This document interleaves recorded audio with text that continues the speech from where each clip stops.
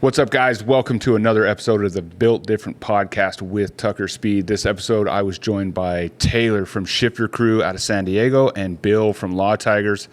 Taylor was kind enough to kind of run up here and jump on the podcast with me and talk about his story and how Shift Your Crew came about and what it is all about and who they are, what they're trying to do, and his military background and everything like that. So Taylor's a really cool dude, a really genuine story. We talked a lot about business and motorcycles and traveling, and he's got a great story. Bill jumped in with us and kind of talked about how Law Tigers has chipped in and helped both Taylor and myself, trying to help us keep the ball moving. It was a good conversation, a long conversation. It was probably one of our longest ones as of yet. So hope you enjoy this episode. Remember, this podcast is brought to you by TuckerSpeed.com, your one-stop shop for all things performance-related in the Harley-Davidson world. Before we get going, please follow the show, leave us a 5-star review. I hope you guys enjoy this one.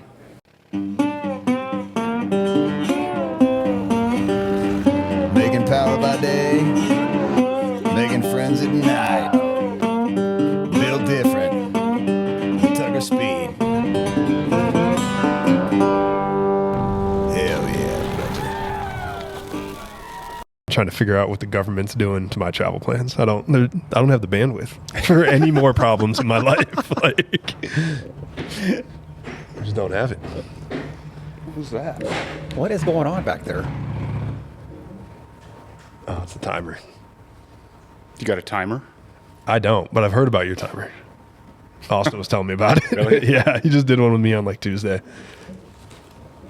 He was like, that sucker hits an hour 30. Tony's pointing. Shutting her down. Yeah.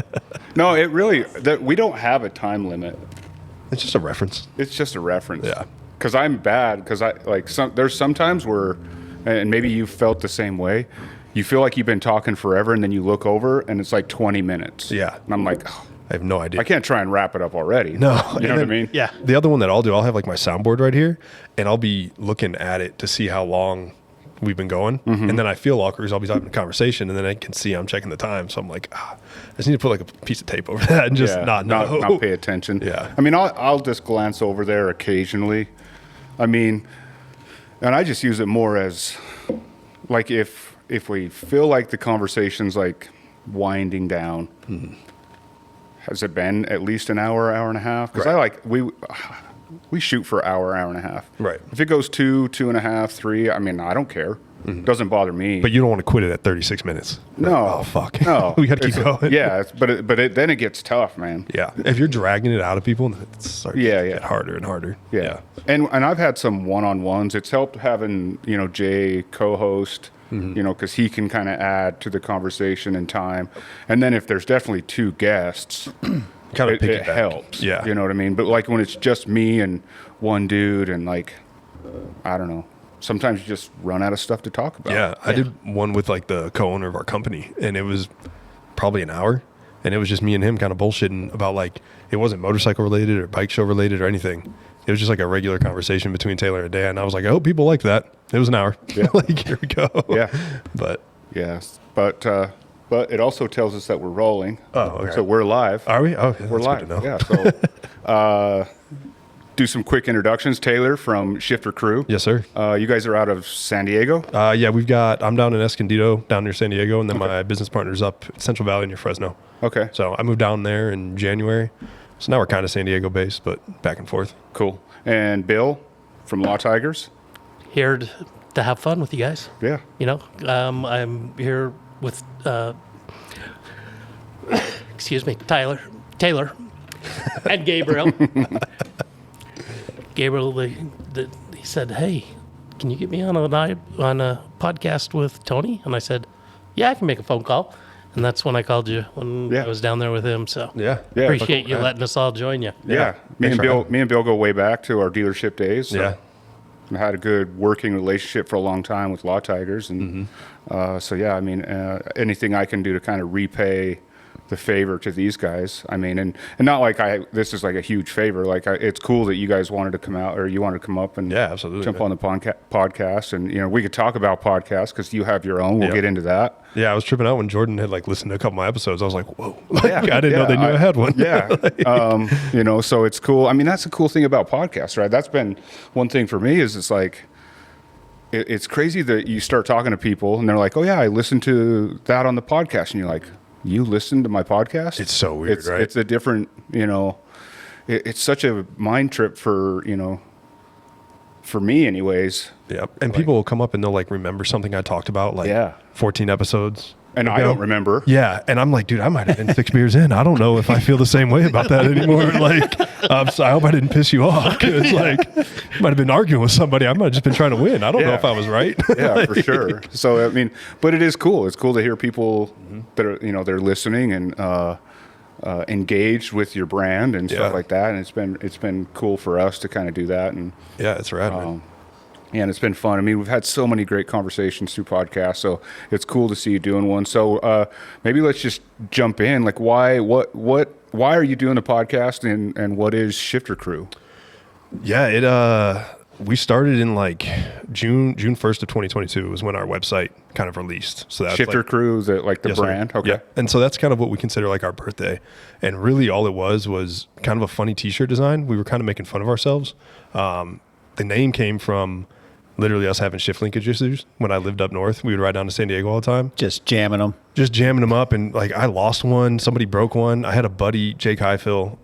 He ordered a set of mid controls for his M8 bagger, got a set for a twin cam. He was like, fuck it, I got a lathe, I'll make this work. That was a fucking terrible idea. But we made it work. So obviously that was issues. We pulled up to our buddy's house and he's like, well, the Shifter Crew's here. and that was It was just kind of a joke. It was literally a joke. And we started, the first thing we ever did, Jake made vinyl helmet visor stickers that just said Shifter Crew. And we rode those around for like 2 months. And then. And this is just a group of friends? Yeah, this is just buddies, like kind of messing around. And then I was like, what if we tried selling some t-shirts and we could take that money and not have these shift linkage issues anymore? Like we could we could like put some money into our bikes. This might be cool.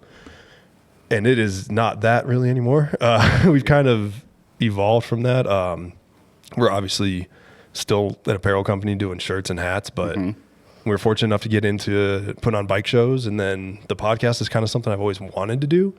I just want to like do shit like this. Yeah. I just want to have conversations. And I've been fortunate enough to be around some people that I think really have, how do I explain, like the community's kind of best interest in heart. And I've been able to kind of watch them and see how they've grown and see what they've done. And the podcast for me seemed like a way to just kind of expand it, if that makes sense. Yeah, for sure. So what's your background? Like, what do you work in the industry as far as like I'm actually an active duty rescue swimmer in the Navy. I'm still in the military right now. Oh, okay. Yeah. So that's why. That's no joke. They're in the rescue swimmer Navy. Yeah, it's. I just transferred down from Lemoore Search and Rescue up in Lemoore, California. I'm in San Diego now. I'm got a couple kids. I don't know if I'm trying to stay doing that. I've been in for 13. I'm kind of ready to call it a day. Okay. But that has kind of been what's financially allowed me to pursue this. Sure. You know, because I can take leave if I need to. Like, I get 30 days, 36 days a year or something. Yeah. So to go to Arizona Bike Week for 5 days isn't a big deal. To go to Sturgis for 2 weeks isn't a big deal here and there. But were you on the high 3 program? Yep. Yeah. So I mean, you got seven to go, and then you could just have the straight retirement because they've changed it up a little bit to where they offered kind of a new one too. Yeah. It was like a blended retirement. Yep. Are you military? I was. Okay. I retired as soon as you said 20. high So three, you said that you're 13. So I was curious because they've done, they changed some things with you're basically investing into your retirement. Exactly. And then I think you pull out in the 60s like a normal type retirement. But like the high 3, it's probably not a bad deal. You got 7 more to go. Yeah. Then you get a solid check. Then you're keep it there forever. Keep it flowing. Yeah. They offered that to me like 2017. They offered the blended retirement system, which is more of like a 401k style. Yep. And I'm not the smartest dude around, but anytime the Navy offers me something like years after they've already given me something else, I'm like, this is not for my benefit. Yeah. Why are they doing this? Why are they trying to get me to change my retirement plan? Yeah. So I stayed out of it, but I don't know. That's kind of been what's allowed me to do it. I was on shore duty for 3 years, and that's kind of when Shifter started Okay. really taking off. So Nice. yeah. Well, if you go work in the industry, don't plan on that many days off. No, not at all. No. Right, Jay? That's right, baby. There's no 30 days, baby. Yeah, Jay did 20, and then this has kind of been his second career, you know, kind of working on bikes and stuff. And Yeah. I think I kind of watched that. I mean, I feel like, you know, watching Jay, it's kind of a culture shock coming out of the military and then doing this. Like, it's just a different world, man. Yeah. Better or worse, I don't know. I think better because I mean you'll see like a lot of guys freak out when they leave, you know, because they're like, okay, what am I going to do? But I mean, if you find something that you really like, you know, I was mechanics in the Air Force. I was Okay. on fighters. Is that you were out stationed out here? Yeah, I Okay. just retired out of Hill, and then I met Tony. I think when I was pretty much looking in transition, you know, because I always liked working on things and bikes. You know, I've always had Harleys, and I was like, man, do I transition? And he was one of the first guys that I talked to because I kind of seen him at the dealership. He was a parts guy. I think, yeah, you're mainly parts, and Boy, then times have changed, huh? and then then he opened this shop because I rode by one day. I was like, okay, what's Tucker Speed? And then I popped in, and bam, you know, struck up a conversation, and I used my GI Bill to go do. Did you have the Montgomery or I had the 911. the 911? Yeah. So you still covered like trade school to go. Yep, To I did that, and I also did a welding cert along with perfect. the Harley type Yeah. deal just to learn something different because I had that extra cash. So, Yeah, absolutely. So yeah, I mean, I think it's better once it's not as scary as when you know you take that leap out. So Yeah, that's and you already got something going. So yeah. I mean, it's be one of those catch-22s, I guess. If you get out now, you're kind of burnt. But 7 years, man, it's gonna go by quick. Yeah, I joined when I was 18, and I'm 32 now. I got 2 kids. I'm like, holy shit, that went by fast. Yeah, you Like- got 6, man. It's over, and then Yeah. then you can just keep building that maybe. Yeah, and then you and- got an extra flow. Exactly. That's So- and it's kind of funny, like with the t-shirts and everything. Like I thought I was going to be doing this to put money into my bike, and like you have to sell so many t-shirts to make any extra money. Like I'm like, you guys want to start a podcast or do something else? Like, but yeah, as soon as you asked about the high 3, I was like, oh shit, this dude was definitely in. Like, oh yeah. What aircraft did you work on? I did 15s and 16s. Okay, right on. Yeah, that's what. Hell yeah. 35s are coming in, but I was already transitioning out. They were bringing them in, but The 15 is like the most successful Yeah, they- strike aircraft in history, isn't it? they can lay some ordnance down. Yeah. The E's especially. Yeah. I mean, I was mainly 16s, but then later on in my career, I went to some F-15 bases and then saw what packages they can run. Man, it's just It's a lot. they've got the records for most ordnance in Afghanistan. Oh, I They're- believe it. Yeah, those things loaded up are Yeah.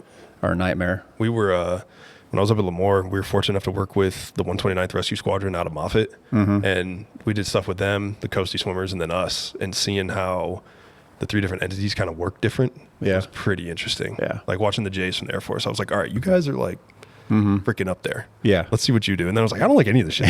Why are you guys making this so hard? Like, all right, do what you want. Yeah.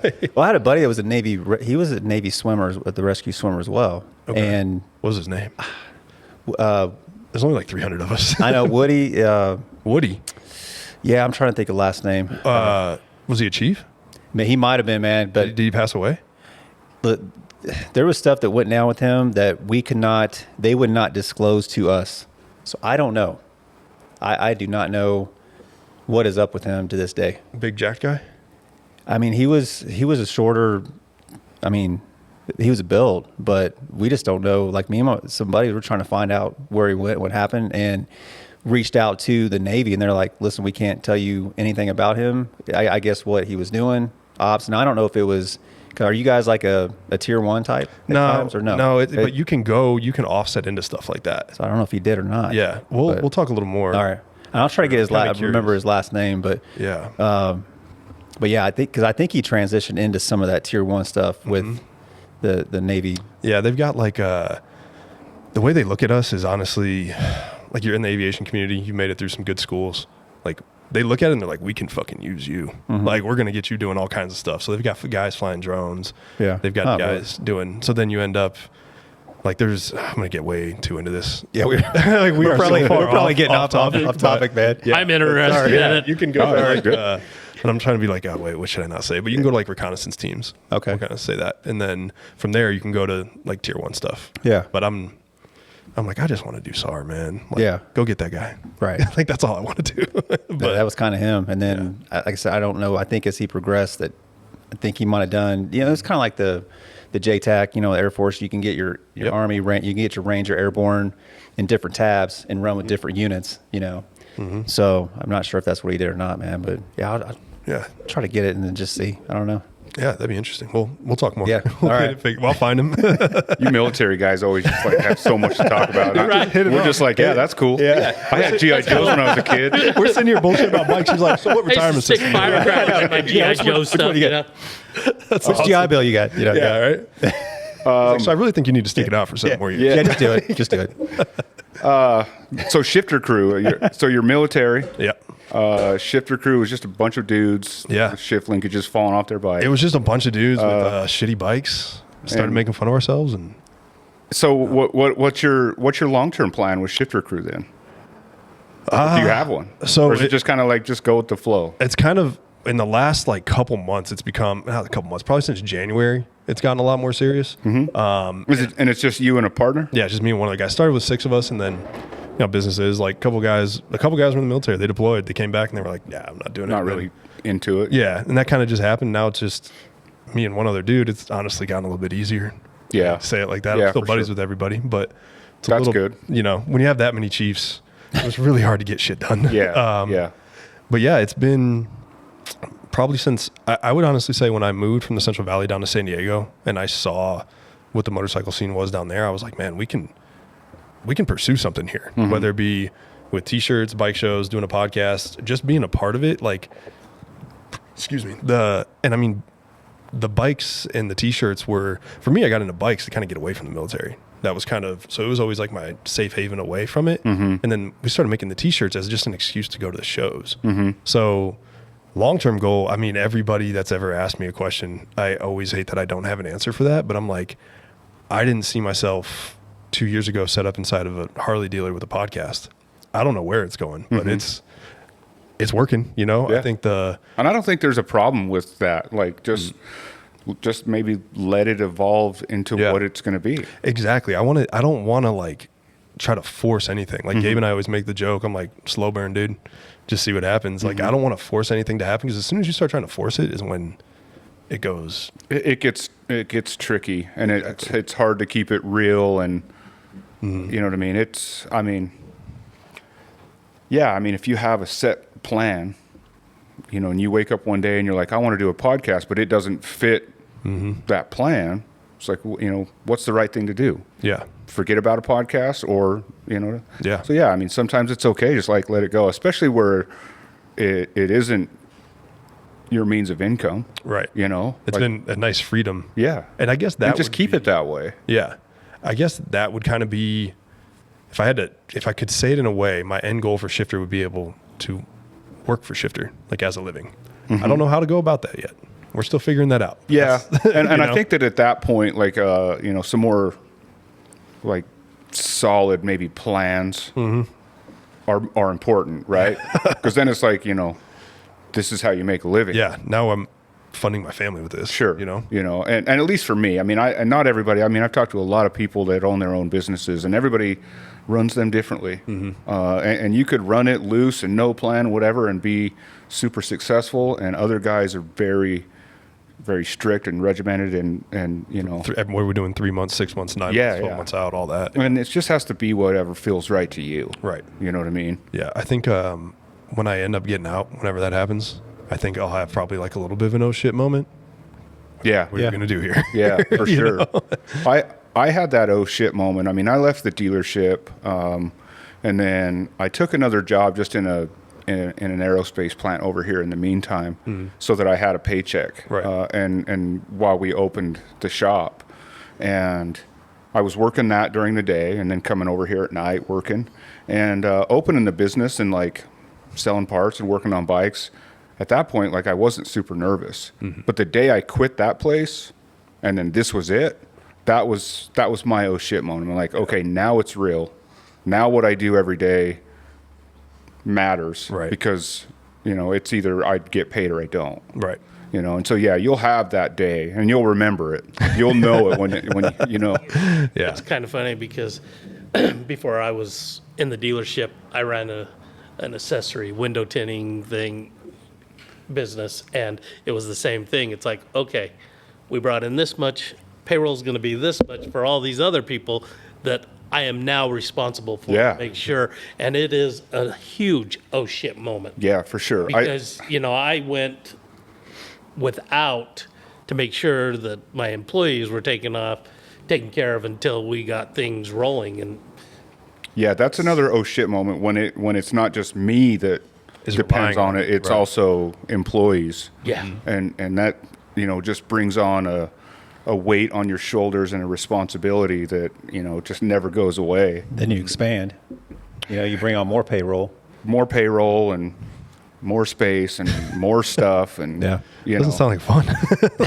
I was going to say, when Tony first started here, this is where he was working. And Yeah. it's This was like the shop. They swept out Right. an old garage and started yeah. working on bikes here. And there was anything and everything in here, anything that he could get his hands on to make a couple of bucks to get this place up and Yeah, rolling. we It was we awesome. we were working on dirt bikes, ATVs, side by side stuff in the beginning. I mean, Harleys were what I did, what I That was what you specialized were in. passionate about. I mean, I love it all. But as far as like working, like doing it professionally, like HD's where it's at for me. But I mean, in the beginning, I was just taking anything I could. Right. You're just looking for work. Slowly weeded out everything else. Now we only touch HDs. Right. But yeah, I mean, Kind of like one of the reasons that Shifter's kind of able to be like this free flowing kind of thing is like Dan's got a really good job. I've got a really good job. We can have fun with this. Yeah. There is no pressure on it. Like, if we don't want to come out with a new shirt this month, we won't. And if we don't want to do a bike show, we won't. Now, if there's something we're excited about, we're going to be all in on go it. for it. you Yeah, know? yeah. So, And let it excite you. Exactly. That's what it's supposed to be right now. exactly. It's not. It's still- not a job yet. Not at all. Yeah. So Yep. I'd let it just keep going that way, man. So, so you guys were doing some podcasts in a dealership. Yeah, so it started at my house. It was like in a living room. It was just something I always kind of wanted to do. Like I've always made the joke, like the only thing I'm good at really is talking to people. Like I would love to sit down and just have conversations with people. So I hopped on Amazon, I did one of those, what's it called? A-Firm loans. Affirm? Like, Oh, yeah. I did one of those, dude. It was like $1,500. I just paid it off. But, spent a bunch of Well, money. something's working then, right? Yeah, right. So shout out to Law Tiger. No, I'm just kidding. Purchased all the stuff. Had no idea what I was doing. Excuse me. My buddy Sam came over. We set it all up, and I'm lucky in that kind of geographically where I live. There's a lot of interesting people. Like my first podcast episode was Rude Paint. I don't know if you guys know Zach, but he's fucking fascinating dude. Very good painter, but we didn't need to focus necessarily on painting. Like we could talk about his history, Sure. and talk about how he His got to where, life and- exactly. yeah. And that's what I really want. Like I probably became aware of these people because of motorcycles. Yeah. But then I jump in and the next episode is Bulletproof Welder. Yeah. And That dude's a trip. holy shit, like you have one of the most famous diners in the world, I Yeah. would say. And then you're going to tell me stories about you fighting the cops in Stockton. Like people are going to like this. Like, and I am going to be amazed. Yeah. You know what I mean? Yeah. So that's kind of where the podcast came from. It was just always something I wanted to do. Like I remember watching guys do like Instagram lives back in the day, and that's how they were running podcasts. And I was like, man, that seems so fucking cool. Because I just want to talk bikes with people. Sure. Like it's like I said earlier, it's my way. I love being in the military, but I need a break. Yeah. You know what I mean? Like, Oh, yeah. I need to get away from it sometimes. So motorcycles is my escape from that. And the more communicating I can do, and honestly, like the more I can learn from people and Yeah. just talk to them about it. Like I sat down and watched your entire episode with Jeff the other day. Like you had Jeff and Danny in here, and Yeah. I was like, anytime that guy's talking, I'm going to pay attention, you know? Yeah. Like, so it just came from just being interested. That was where the podcast started. I mean, now we're here, you know? Yeah. Yeah. Like, No, and it's cool because I mean, I think for me, the cool thing about the podcast is like on a personal level, it is these conversations that I have the opportunity to have with people that like I normally wouldn't sit down Right. have a conversation with. Right. And yeah, it's like, yeah, you know that guy because he works for brand, whatever, or he rides that bike or whatever. Right. But then you sit down and you talk to them, and you figure out that they're just genuine dudes, have a passion for the same things you do. Yep. They have crazy lives and crazy stories, and it's a cool, and that's what I get out of it personally. But it's also just like a new way of promoting your brand. 100%. So it's like win-win, right? Yep. It's like it's, you know, it's an enjoyable way to like get your name out there.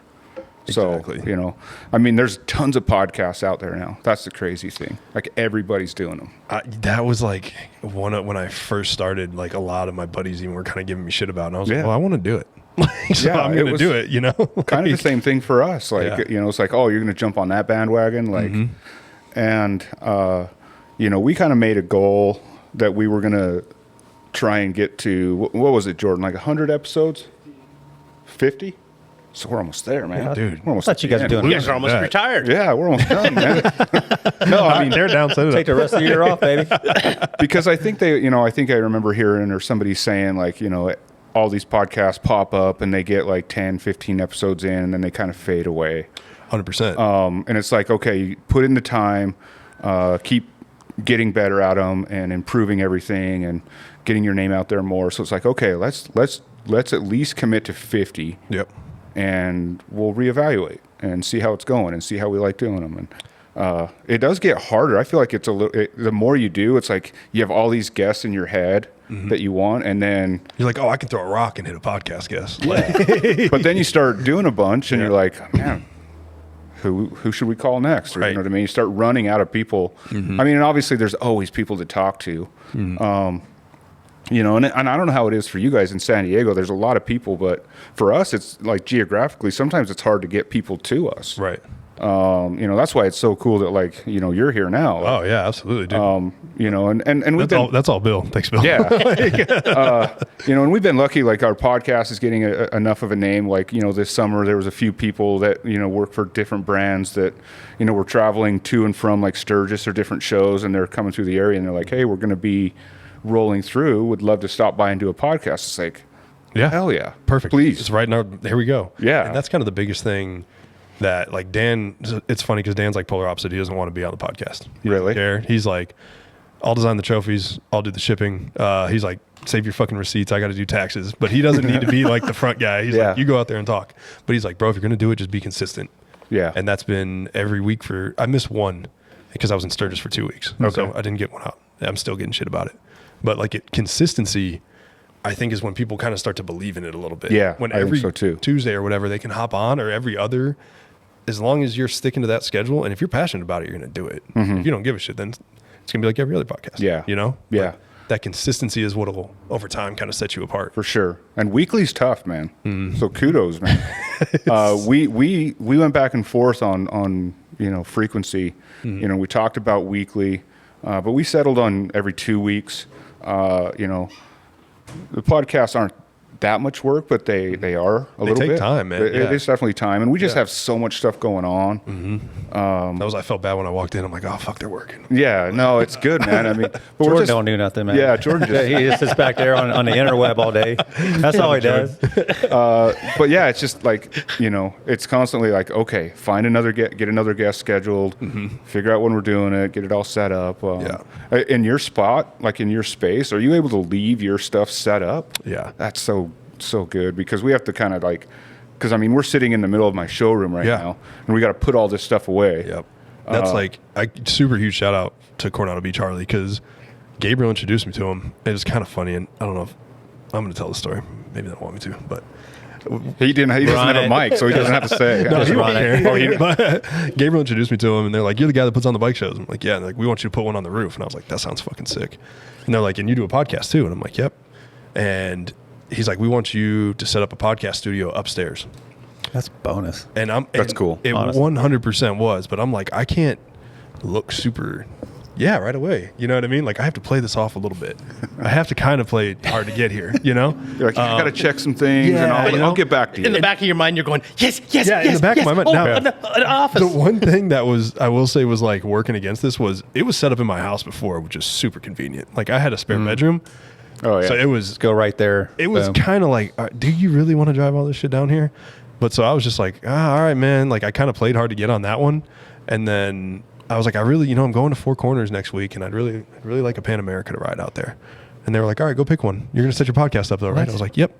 So, they've been fucking amazing over there. That's cool. Dude. Like, leave the stuff up there. You can lock the door.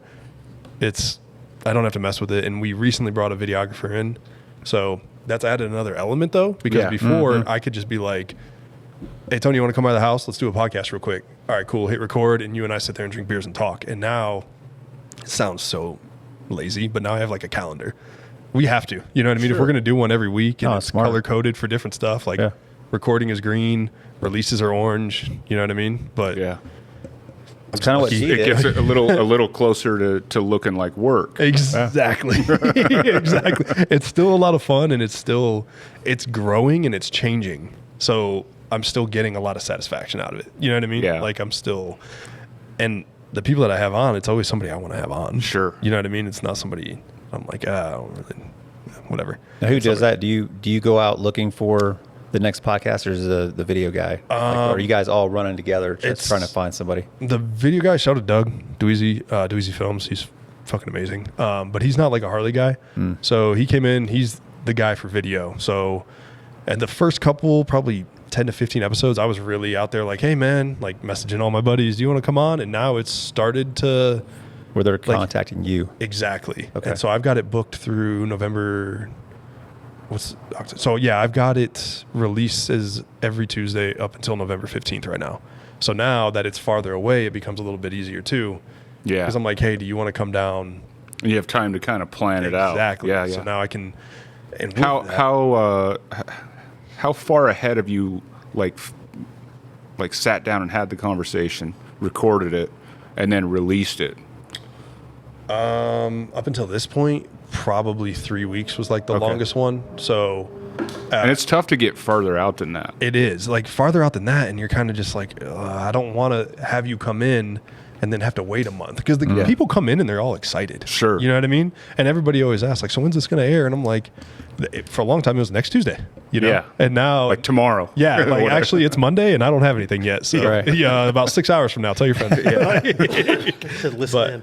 For the first video one, we knew there was going to be kind of some changes to be made, and we had to kind of figure out what the layout was going to be. So we recorded the first video one, and then, excuse me, I think I recorded 2 more on only audio, and because I already had them booked. So I didn't want to do an audio or a video podcast and then release only audios after that. Like once I went to video, that was it. You don't go back. We ain't coming back. Yeah. Yeah. So, but I already had guys lined up to do audio only.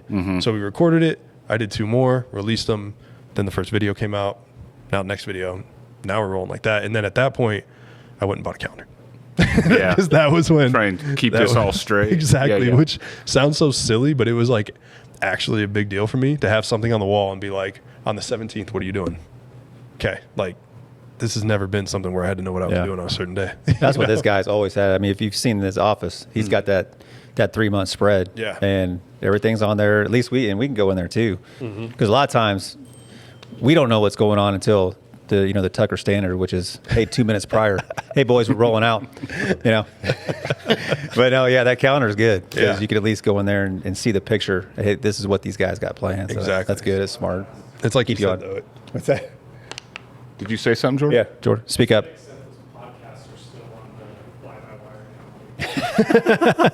Just pop up. That is true.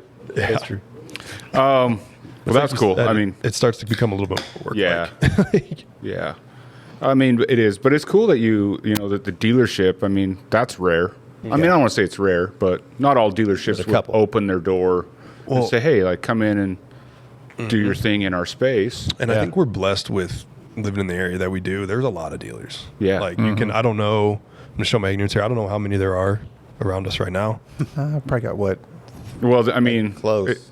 There's There's 4 close to 4 Yeah. close to us, Okay. but they're all owned by the same Gotcha. group. I gotcha. Yes. And they don't play with us. Yeah. They're not So- into it. Yeah. So we don't have that relationship with our local dealers. That's Right, Bill? correct. for us. We're lucky in that aspect, because there's a lot of dealers and they're not all in the same ballpark, if you will. Yeah. Like they don't really play with each other. So they're kind of open to dealing with us a little bit. But that's been beneficial too. Like you got San Diego Harley right up the street, El Patron's right there in El Cajon, Biggs is 30 minutes north, Coronado Beach. And they're all kind of competing with each other. Like, Yeah.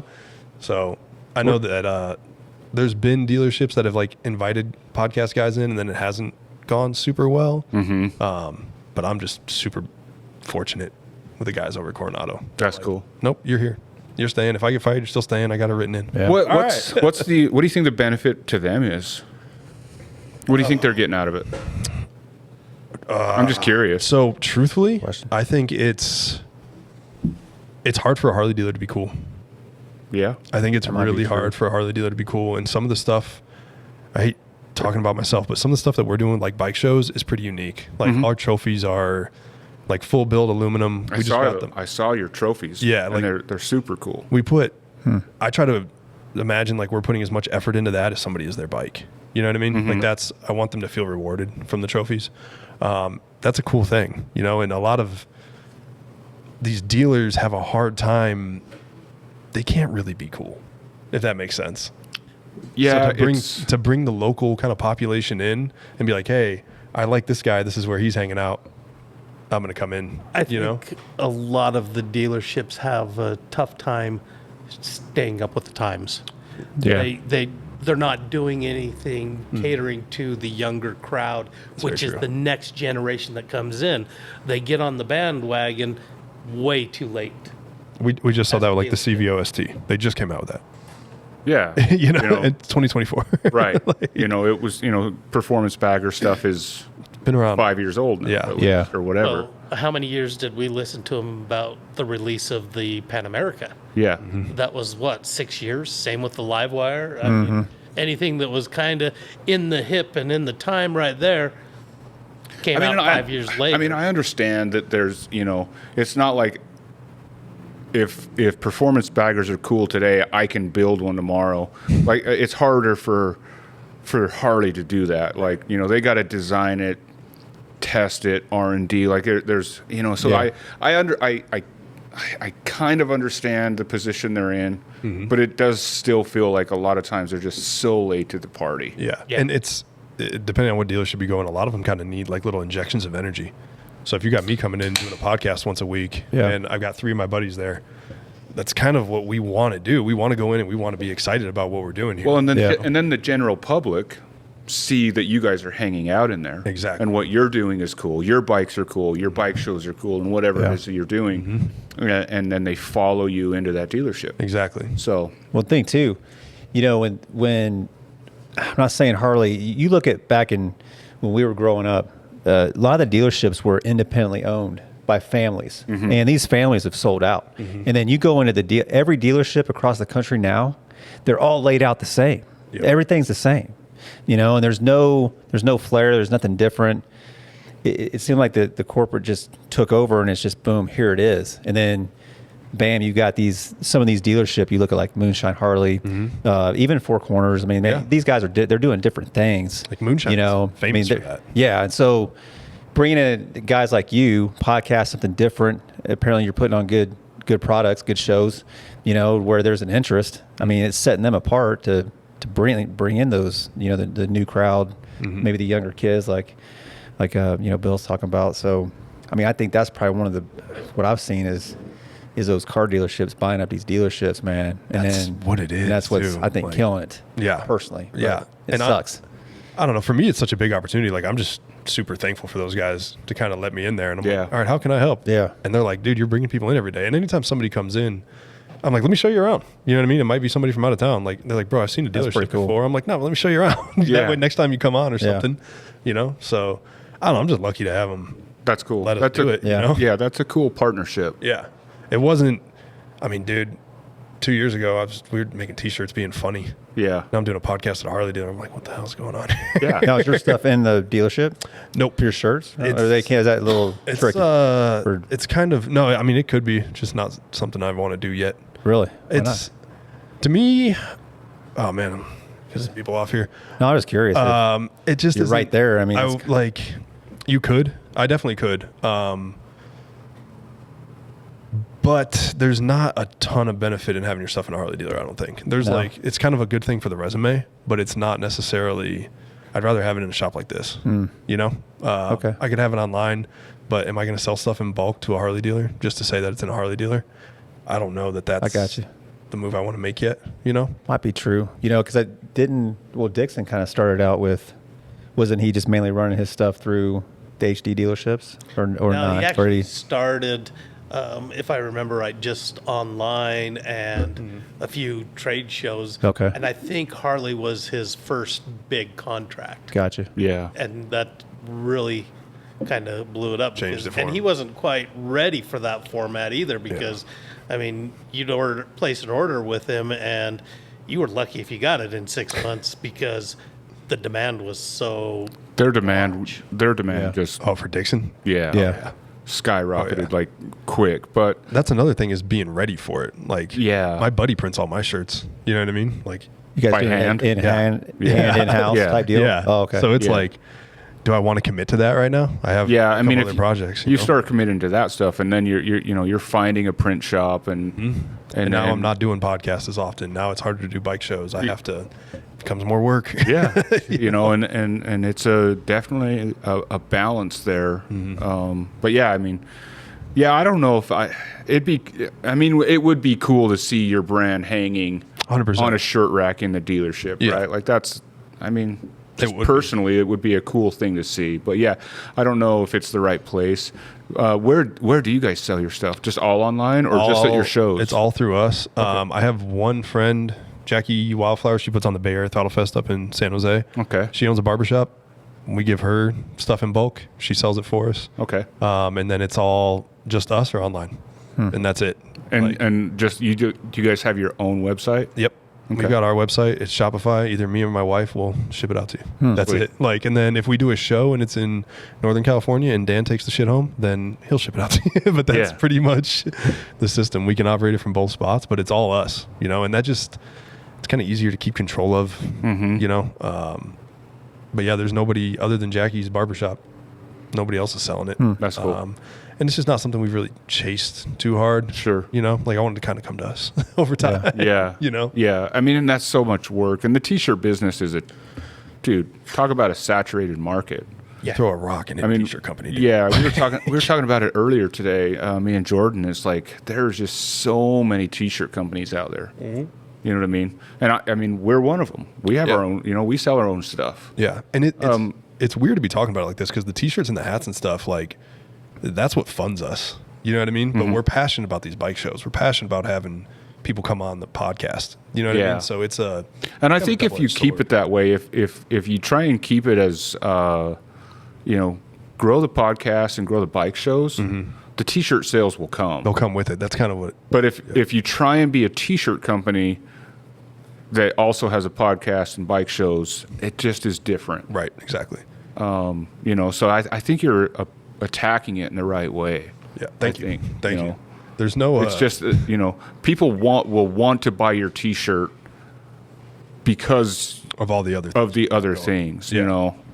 So yeah, I think you're doing it right. I mean, our t-shirt sales, like we don't get rich off our t-shirt sales. It's just kind of a cool way for people to be able to buy something and kind of represent that they bought, that they're part of us or whatever. Yeah, and it's the coolest feeling in the world. Like being at an event, being in Sturgis and seeing somebody I don't know wear one of our shirts. Yeah. I'm like, Yeah, no doubt. like what is going on here? That is, I remember the first times I started seeing our stuff out in the wild, like, Out in the wild. Yeah. It's, you get it though. yeah, it's for real. Like you go to a show or a rally and you're like, oh, that dude's wearing a Tucker Yeah. Speed shirt. Like, there was one time that me and Jordan, we went to Chuck Waller Raceway for V-Twin Track Day. Yeah. We sat down. They did like a free dinner like the night before the track day. And we sat down, we grabbed our food, we sat down at a picnic table, and we sat down from this couple of other dudes. We're like, hey, can we chill with you? And they're like, sure, have a seat. And I had like my Tucker Speed hoodie on or something. And he's like, oh, that's a cool shirt. He's like, look at mine. And he opened it. Like he didn't know who I was. Like this was pre-podcast and stuff. Right. And I'm like, He didn't have a face to put to the name. yeah. He's like, and he like opened, like he had like a Dixon or something on. He like opened it and he had a Tucker Speed T-shirt on. And I was like, What the? no way. He's like, oh yeah. He's like, I bought this from these guys. They're up in Utah. They have a shop. I'm like, yeah, I know. You're talking to the owner. I'm like, that's me. And he's like, no way. Yeah. And I was just like, that's so fucking cool. Yeah, that happened to me out at Four Corners this year. This young kid walked by. He was probably 23, 24. He walks by. He's got one of my hats on, one of my shirts on. And I wasn't even there. Like, I went out there to hang out with you guys. Like, I just rode out. I don't do every event. I try to do like 5 or 6 a year. But it's important to go out there and just be seen too. And Sure. just have it be fun. Don't work everything. But I went out there and this young kid walks by me. He's got a hat on. He's got a shirt on. And I stopped and I was like, hey, buddy, I really like your outfit. Like, he's like, he looks at me like straight in my face. He goes, you sold this to me at the casino last year. And I was like, holy shit. I was working in the casino last year, you know? Like, I was like, well, here's my number, dude. Hit me up if you're ever in California. Like, we'll hang out. Yeah, you know? that's cool. awesome. Yeah, that's cool. I mean, it's a cool feeling. Yeah. It really is. It's just fun, man. But that's kind of like what we're in it for. Like, Yeah. just going out there. It's kind of even cool for me because I do a lot of flying and everything, and there's nothing cooler than to walk through an airport 1,500 2,000 miles away and see Shifter Crew shirt or a Tucker Speed shirt. It's like, it's a great conversation starter, especially when you have nothing else to do in the airport. Where'd you get your shirt? Yeah. Oh, I bought it at this. I said, oh, he's a friend of mine. Yeah, right? Like, yeah. yep. It starts that conversation. It's kind of cool. So Yeah. And it's kind of funny too, because like I have so many now that we've started this, I have so many other buddies that do this too. Like Brad Columbus up at Crash Inc., Shack Shop, LFG, all these guys that are doing similar things. And sometimes I'm like, man, I should really start promoting myself better, but I'm always wearing somebody else's shirt.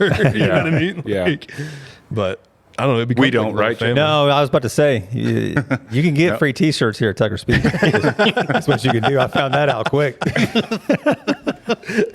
That was Sturgis. Noted. No. Yeah, it was, it's kind of funny because when I left the dealership, I opened my closet and it's like, holy crap, I've got like 100 garage shirts. I've got hefty garbage bags full of Harley T-shirts. Yeah. And it's Yeah. like, wow, what the hell am I going to do with all this? I don't have room for it. It's No, a it's- straight up liability for me having all the inventory at the house because, like, if I don't have a clean T-shirt, Oh, dude. that's what this guy does. He does the same thing, just pull it off the shelf. yeah, I'm like, all right, clear plastic bag. I'm not fitting a large anymore. Weird. Yeah, it's tough, man. It's like, I'll come to work and work all day, and it's like, the wife will be like, hey, let's stop and grab dinner after work. And I'm like, man, my shirt's all dirty. I'm like, Yep. grab another one off the rack. Dude, it's the worst. Like when we were in Sturgis, we were living in like a cabin. I was there for 14 days, just hustling T-shirts. And I rode my Road Glide out there. Like Bamco, shout out to Bamco. They were helpful enough to transport my stuff up for me. Okay. We were set up at the same spot. And so all I had to do was get there. So I rode. You can't fit 14 shirts in a set of standard Road Glide bags. So I think just about every day I was going out there like, all right, today we're going to wear, shit, I'm out of extra large. I'm real bad about it at shows because I'm just like, nah, I'll be all right. Got to look fresh, Yeah, right? right. I got to look presentable. Yeah. Try to sell these people something. Where do you guys set up in Sturgis? So this was our first year up there. We were at the Thunderdome. Oh, okay. Where were you guys at? We didn't go. I was going to say I didn't see We it haven't there. been there Yeah. a couple of years, I think. No, Right? we took a few years off. We've never gone and set up for the entire 2-week period.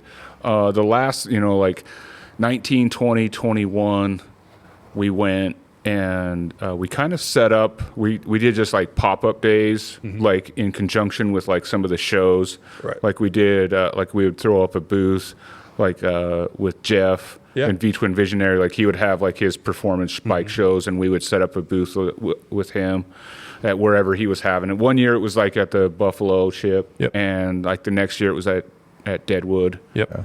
When I went up there this year, man, he had a show like every other day at a cool different location. Yeah. Like he had one downtown, he had one at Outlaw Square, he had one over here. Yeah. And I'm going over to all of them, like taking notes. Yeah. You know what I Yeah. mean? Like, So we kind of worked with him for a few years, and when we went to Sturgis, we just kind of set up at his shows, which is cool because I think it's very much our demographic. Show up at his shows too. But it's a lot of work because we're like setting up and tearing down every day. You know, like, and we would also do like the FXR show and some of the other stuff at the Chip and stuff like that. So it was a lot of work, but yeah, we kind of took a break from Sturgis and have been doing Four Corners every year. Yep. How far is that from here? It's not bad, man. It's like 7 hours from Oh, here. okay, yeah, so that's doable. Yeah, so it's not bad. You guys chalked it up over 2 days, huh? Yeah, we did we'll going out, we do 2 days, and then on the way back, we hot shot it all the way back. Gotcha. Because these guys left right after work. These guys all rode. Uh-huh. I had to drive the truck and trailer to Somebody get had to everything. be. Yeah, but they left like we worked on what was it, Wednesday? Yeah. And then they left right after work and like did half of it that night. Stopped halfway and got a hotel. It's different when you're riding, dude. Yeah, Yeah. we try to get to. We got that one canyon that's. I mean, because these guys will get up at 4 or 5 in the morning and going through that canyon, dude. It's like 30 degrees. Oh yeah, that you happened know, to me on the way to Sturgis. So, yeah. 'Cause I made it to. I went up to Modesto, did a bike show there, and then went from Modesto to Salt Lake in one night. Mm-hmm. And I got up at like 5 a.m. to try to get out of here. And my buddy was in front of me on the truck, and I was on the bike, and he was like, "Don't you fucking leave yet? Like it's 39 degrees or whatever Yeah. in that canyon. Don't do Yeah. it." So yeah, It is like night. You know, you might as well take off 20 degrees. You know, when you're on a bike. Not that you can gear up, but still, I mean, Gotta we'll be do it ready when the for it. sun's going down. You got some heat at least Exactly. radiating through, and yep. you can get through it. But yeah, So yeah, we've been kind of just focusing on Four Corners.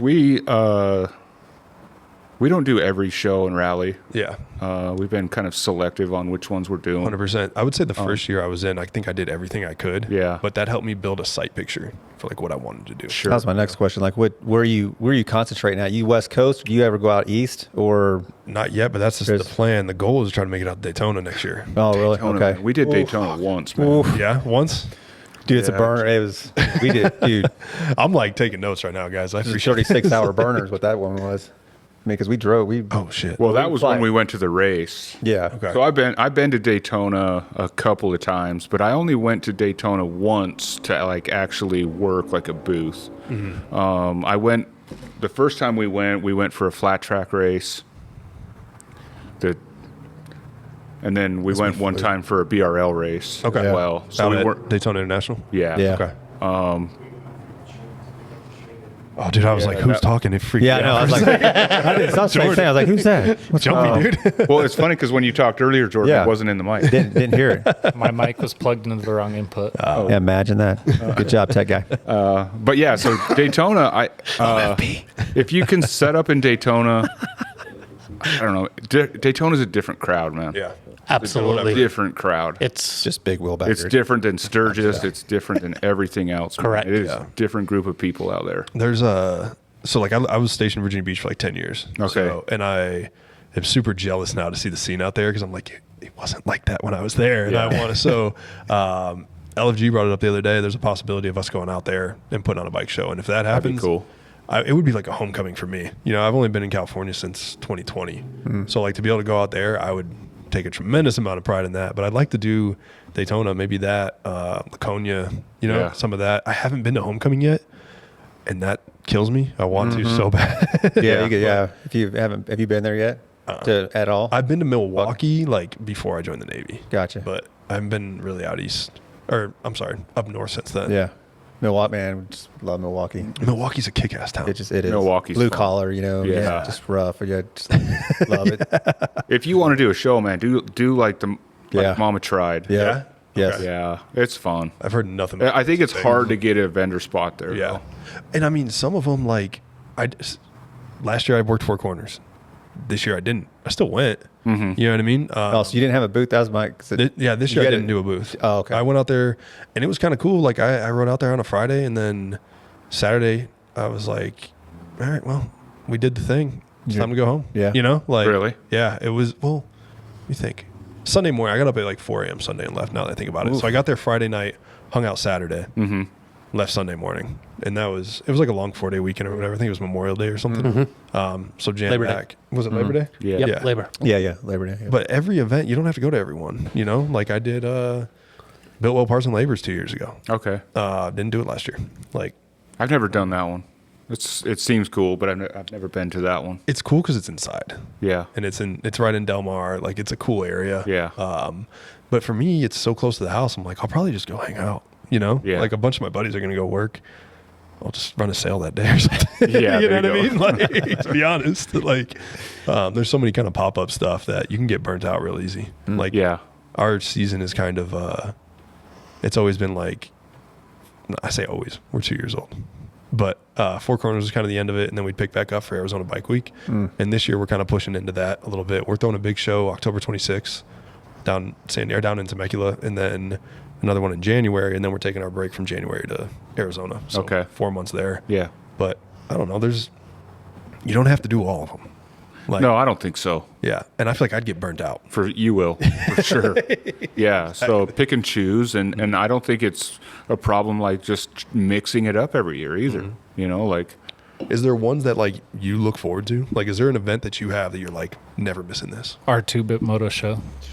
Your Ooh, show. good. Okay. yeah, we have our Yeah, own when they're show. Jordan. I gotta, I've heard a lot I gotta about this. agree Maybe you oughta because bring that me out. was You oughta come without out a for that. doubt I would love to the come out best for that, show. man. Yeah. I would love to come out for that. And Yeah. like I said, I don't have to set up. I'll come hang out for the week. Like, Yeah. I that'd be mean, rad. either way, whether you want to set Yeah. up or I'll or just definitely come set up hang if out. I'm You welcome. bend her up, But, yeah. Yeah.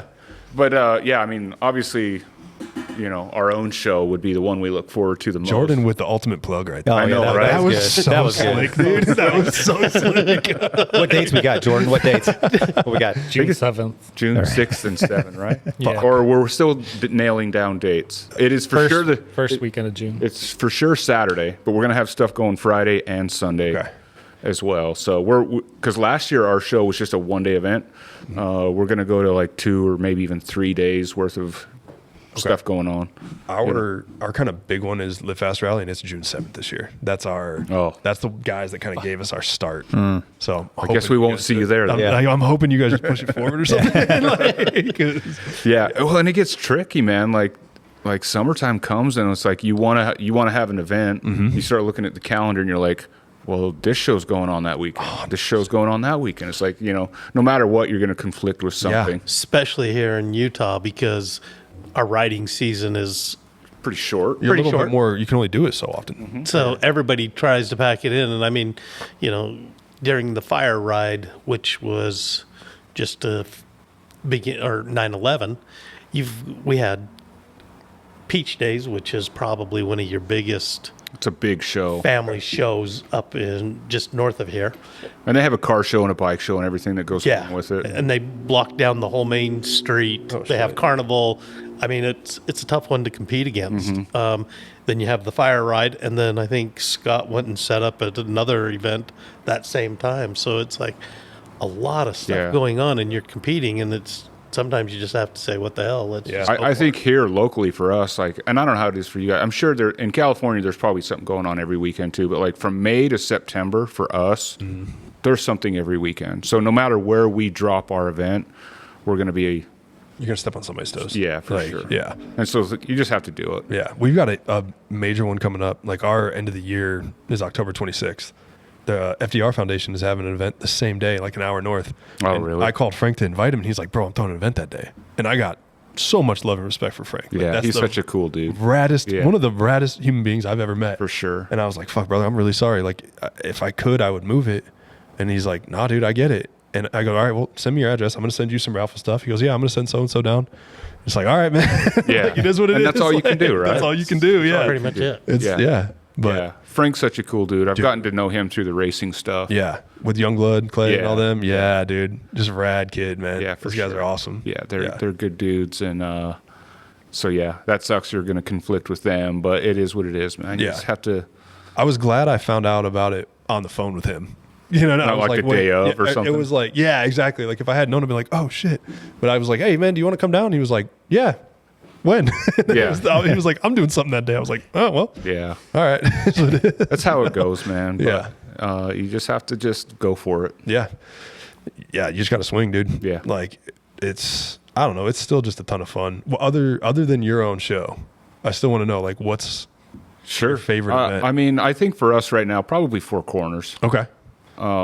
Is that because it's close to you guys? Or? Yeah, I think just that's probably just from a business standpoint.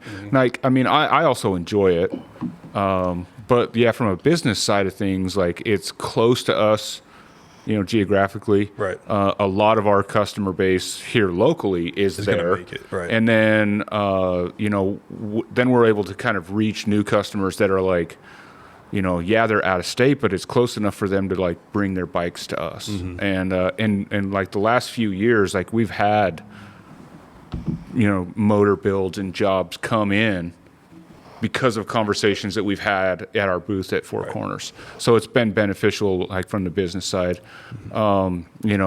Trevor and Katie at Durango Harley have always been super good to us. That's a rad dealership. Yeah. Like, it's a unique setup over there too. It's a cool setup. So personally, I probably look forward to that one. I love the area. I love the riding around that place. I mean, yeah, I did the $1 Million Highway this year and went up to Silverton and did all that finally. Do you guys set up at the dealership or are you at the fairgrounds? The dealership. The dealership? Yeah. Okay.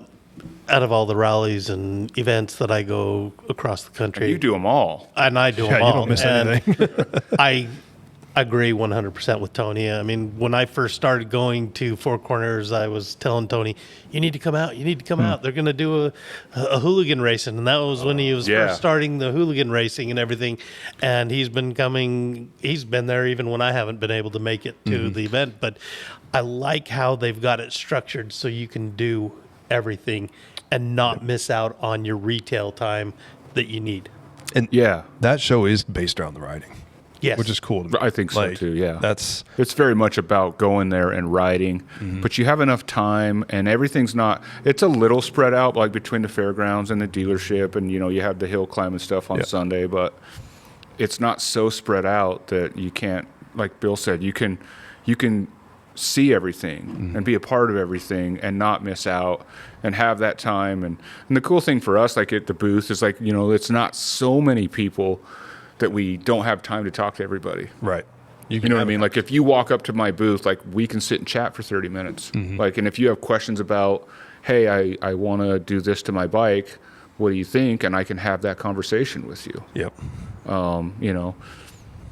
It gets a little trickier for me because like this year we did like 3 podcasts on location there, so like that starts to take away some of that time. But I mean, luckily I got, like Jay and Fred, like they were in the booth all day, kind of talking to customers. Where'd you guys set up at for the podcast? Like in the dealer? No, we were in the building where the bar was. Is that when AJ was on? Yeah. Okay. Because I stopped by his booth and his son was there and I was like, "Where's your dad at?" And he's like, "He's doing a podcast." I'm like, "What the hell's he doing a podcast at?" Yeah. we were in like the garage. That makes sense. Okay. Behind the bar. Yeah. They had like an old it was like a storage room. Okay. That's cool. And it was funny because it was actually a room that one of their previous partners was like building out to be a podcast room. Okay. And so it was kind of like already like kind of looked kind of cool. Cause Yeah. it was like It had the decor going. Yeah. It was kind of cool. So it was like, they were like, yeah, set up in here. And so we just set up our gear in there and those are fun. I don't know if you guys have done any on location stuff. We do them with Dustin out of LFG. He does the same. He kind of pushed me, him and Shelton from Clockworks. Shelton's the reason I have a freaking podcast. When I brought it up, he was like, "You need to do it." And then Dustin, I've kind of modeled after him and watched how he does interviews, but he's got a big toy hauler and we'll do them on location. I'm like, "Hey, are you bringing your stuff?" He's like, "Yep." I'm like, "Cool. I'm just going to bring my memory card." Yeah. Yeah. That's easy, man. 2 different shows. Yeah. We had to hauled all the mics and the lights and everying. Oh, you bring the lights out and everything. Lights. We brought these tables. Like we bring it's a everything. professional organization. Just a bunch of dumb. We're just doing it the hard way. It's so much easier to just take a memory card in our pocket. Yeah, that's what I do. Half the time I forget it. I'm like, "Dustin, I need yours." Yeah. The on location ones are fun because you can get 2 or 3 banged out in a day or 2. When we were up in Sturgis at the Thunderdome, we had it set up. I don't know if you've ever been to that building, but it's basically a giant tent. It's like 38,000 square It's feet. the old Beaver Bar. Yeah. Okay. We had this location like upstairs within that, and I got to do one with Trent from Cruzy Originals. Okay. And Ryan ended up coming on too. And I was like, "How fucking cool is this?" Like, Yeah. we're sitting here talking with these guys who I've been paying attention to for years. Yeah. And we're inside of this giant dome in Sturgis. First time being in Sturgis. So I love the on location stuff just because it's fun. It's unique. There's just a vibe about them. Exactly. And it's fun. Yeah. And it's a cool opportunity to talk to people that maybe you might not have the opportunity to get. Exactly. Correct. You know? Exactly. So that's kind of how I look at it. We've done a few. We've done some at some of the races and done them at Four Corners. Yeah. So they're fun.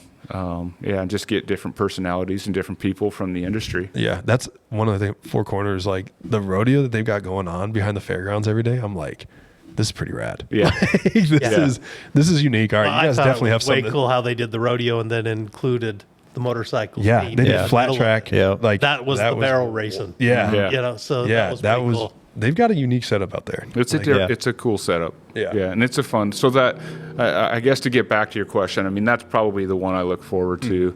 We did Mama Tried a handful of years. We never worked it like as a company or a booth. We went and raced a bunch there. We raced the Flat Out Friday stuff. Okay. So it was still kind of an undertaking. We had to drive and take our bikes and all the stuff to race. So it was work, but yeah, we never worked it. But that show's fun. Right. And it's such a cool vibe. Yeah. I think we need to get back to Smoky Mountain. Oh, dude. Yeah. Honestly, man, that one, I missed that one. Jeff show out there. Yeah, Smoky Mountain's That's a good cool one. It's changing too, man. I think we haven't been. What was the last year we went? 2020? Yeah, I think so. We haven't been for a few years, and I think that show's evolving into more than what it was when we were there. But yeah, we need to get back there for Yeah. sure. I've ridden GAO out to that just dealer, but I've never been to the event. Yeah. But the dealership is cool. Yeah. Dealership's cool. Yeah. And the area. The area's Just the amazing. riding. Yeah, the Smoky Mountains. It's amazing, and that shows. I mean, and that's I shouldn't say because I don't know what it looks like today because I haven't been there in a couple of years. But it was even more than like Four Corners, like very intimate. You know what I mean? Like it's just at the dealership, Right. and that's it. Yep. Like, and everything is happening there. The bike shows are happening there. The vendors are all there. I don't know if they spread out from there at all, but yeah, that's a cool one. Yeah, for us, it's the Live Fast Rally is kind of our homecoming staple kind of thing. It's put on by like 18 buddies that all live in Solvang and San Ynez, that area in Central California. And so we started Shifter June 1st of 2022. Their event that year was June 6th of 2022. So it was like 5 days later. We didn't know anything about like being vendors. We didn't know that you had to like pay for stuff. You know what I mean? Like vendor fees and Just stuff. like showing up. That kind of stuff matters. So we showed up and we all entered our bikes in the show, and then we sold shirts out of our bags. And then one of the guys was like, "What the fuck are you guys doing?" So- What about sales tax? yeah, there was none of that. So we ended up becoming like good buddies with them, and then the following year, we made trophies for the slow race. And then this past year, right after Arizona, they hit us up and they're like, "Do you want to do our bike show?" So now that's become like our Kinda your our thing. family. You know what I That's mean? cool. That's our. We can't miss that one. All because you were selling T-shirts out of your saddle. Yeah. Exactly, dude. All because I honestly owe those dudes like $150 for everybody set up there. Well, you heard it right here. So. Oh, they're familiar. They're like those sons of bitches. I'm just happy we got invited back. Yeah, that's cool. That's cool. I mean, and it's cool that those relationships form over stuff like that. Exactly. Yeah. And that's what we got into it for, man. Yeah. It was an excuse to go out and do this stuff. We all wanted to go to bike shows. Yeah. Like- I've been wanting to check out the Born Free Texas show. Yeah. I've done Born Free. Have you done Born Free California? I go every year. I don't know that I'll Don't ever work it? Yeah. It's Pretty saturated. Yeah. I mean, there's a lot of people. I mean, a lot of vendors. Yeah. But there's a lot of people. exactly. That's probably an hour and 15 from my house. Okay. Where I live now. So I went this past year and I love it. I'll never miss it because there's people that I only see once a year there. Sure. But I absolutely hate being hot. Yeah. I hate it, and it's You'll be 98 degrees, and I'm a big fan of like I'm ready to go home. Yeah. It's time to go home. You know, Next weekend? Texas is next Next weekend. Yep. weekend. Yeah. We're sending out Jace Hudson. We're sending him 3 trophies for the pre-party out there Nice. to do. Cool. I'm still trying to. I might hop on my bike and dip out next Friday. Really? And just Just not go. and just show up. I don't know if this is gonna be out by then, but Yeah. I'm thinking about just showing up. But I won't be able to make it. It's like a Wednesday as the pre-party, so I won't be able to make that. But I want to make it out there. Yeah. I I've heard heard to it's check that one out. yeah. I've heard it's way different than California. I've heard the same. Yeah. That it's, and obviously Texas is different than California anyways, right? Yeah. Right. So just by being in Texas, it's going to feel different. Yeah. But yeah, I mean, I think it has definitely a different vibe about it than Born Free California. But I want to check it out. Do you guys make it out to Born Free California regularly? I've been a couple times. Yeah. I haven't been in a few years. Yeah. I've never worked that one. I went a couple times and put some bikes in like the FXR show and the Bagger show and stuff. The San Diego Customs deal? Yeah. Yep. Yeah. Well, But we have our camp out. I'm surprised you didn't plug that there, Jordy. I mean, our camp out is Or is He was on his phone. Yeah. Yeah, pretty low key. Yeah, the camp out's just for fun. Yeah, right. I know. They say it's low. It's the most fun. It's got the best stories. Dude, Yeah. our camp out, I mean, our camp out is one that, we started it. We started it with a few other shops around our area. Okay. Some other independent shops. It's just kind of way, honestly, to kind of show the public that like us independent shops are like, we're all cool with each other and that we work together. Solidarity kind of thing. Yeah. Yeah. And we just pick a weekend a year and we do a camp out. But it's like we all kind of, when we sat down and decided to do it, we're like, this is going to be a no work show for us. Right. Or event, right? This is one that like we're not taking canopies and tables and merch and any of that. We're Like, going to go out there and drink beers. we go out, we ride, we throw up a tent, and we drink beer and party. Yep.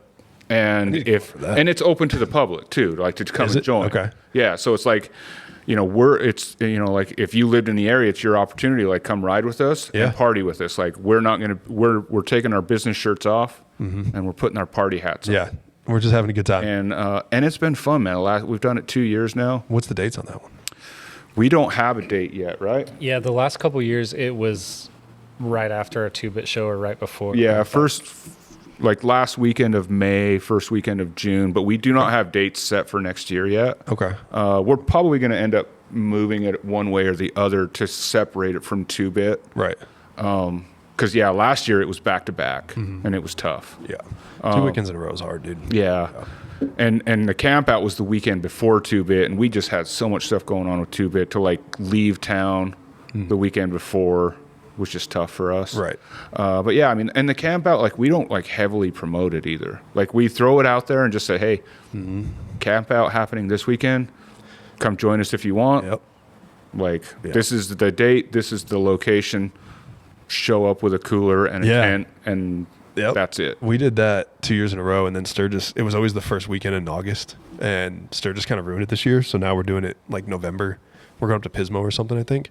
But the first weekend or the first year we did it, there was like 8 of us, and we rode up Big Sur, and we had no idea that you had to like reserve a camping spot in Big Sur, like, I don't know, a year ahead. Oh, really? We didn't know. Yeah. Like, don't just go to Big Sur and think you can show up. Like, you can't. Not happening. Like, yeah. We got super lucky. Some game warden like basically told us like, sleep here, you're fine. And then we did another one the year after up in Lake Tahoe, and we kind of advertised it like our buddies, and we had like 22 people show up. Nice. And I was like, I don't know if I want this responsibility. Let's like take a year off. Yeah. You know what I mean? Like, It does get a little tricky, and that's the one thing we've ran into is like our first year. I think we had about 100 people. Holy shit. It was a mud bath. But I think only about 50 made it to the campsite because it was a downpour raining, and you had to take this muddy dirt road. And dude, it was a nightmare, but it was so much fucking fun. Dude, that's the best part. Like, that is, Yeah. when shit doesn't go right, I'm probably going to have a better story. Dude, yeah. You know? Like I rode my Road King out to the camp out the first year, and that bike's never, like, I don't even ever ride it. And it's never even seen rain. Yeah. But in one afternoon, it saw a lot of rain and a lot of mud.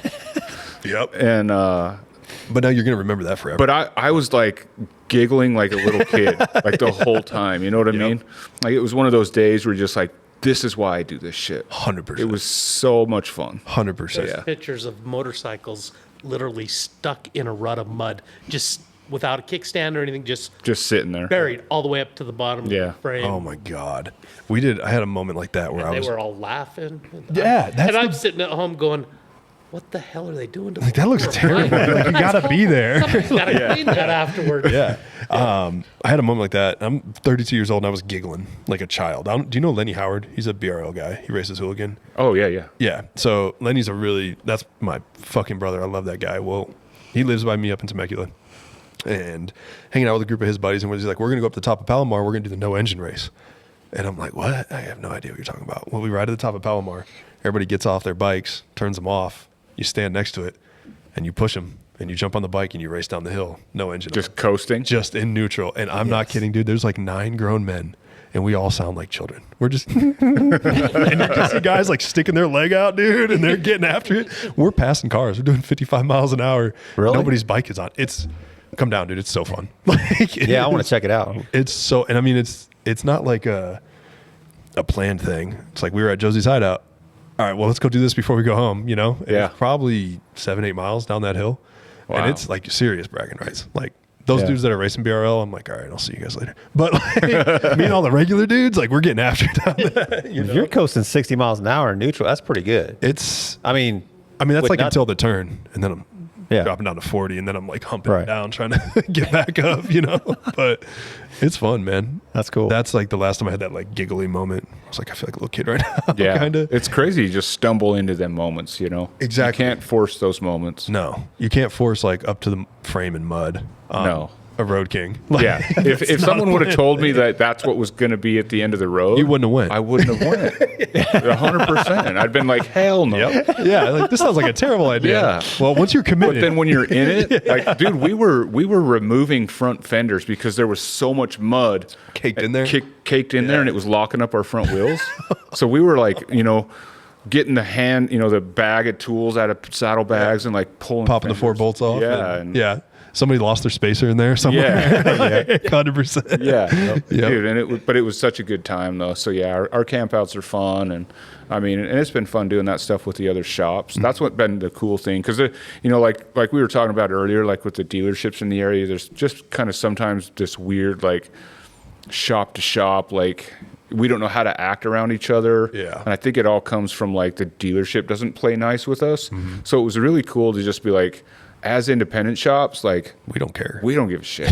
Like, let's work together here, man. Like, let's have some fun together. Let's show like our community that we're all cool with each other. And dude, like we get to know like it's been cool because like I didn't really know some of the guys at some of the other shops. And then like you start talking to them, you're like, dude, we're like living the same life. Yeah. You know, we're like in parallel here, like Yeah. 20 miles from each other. But we don't ever talk because we're competition. Competitors? Yeah.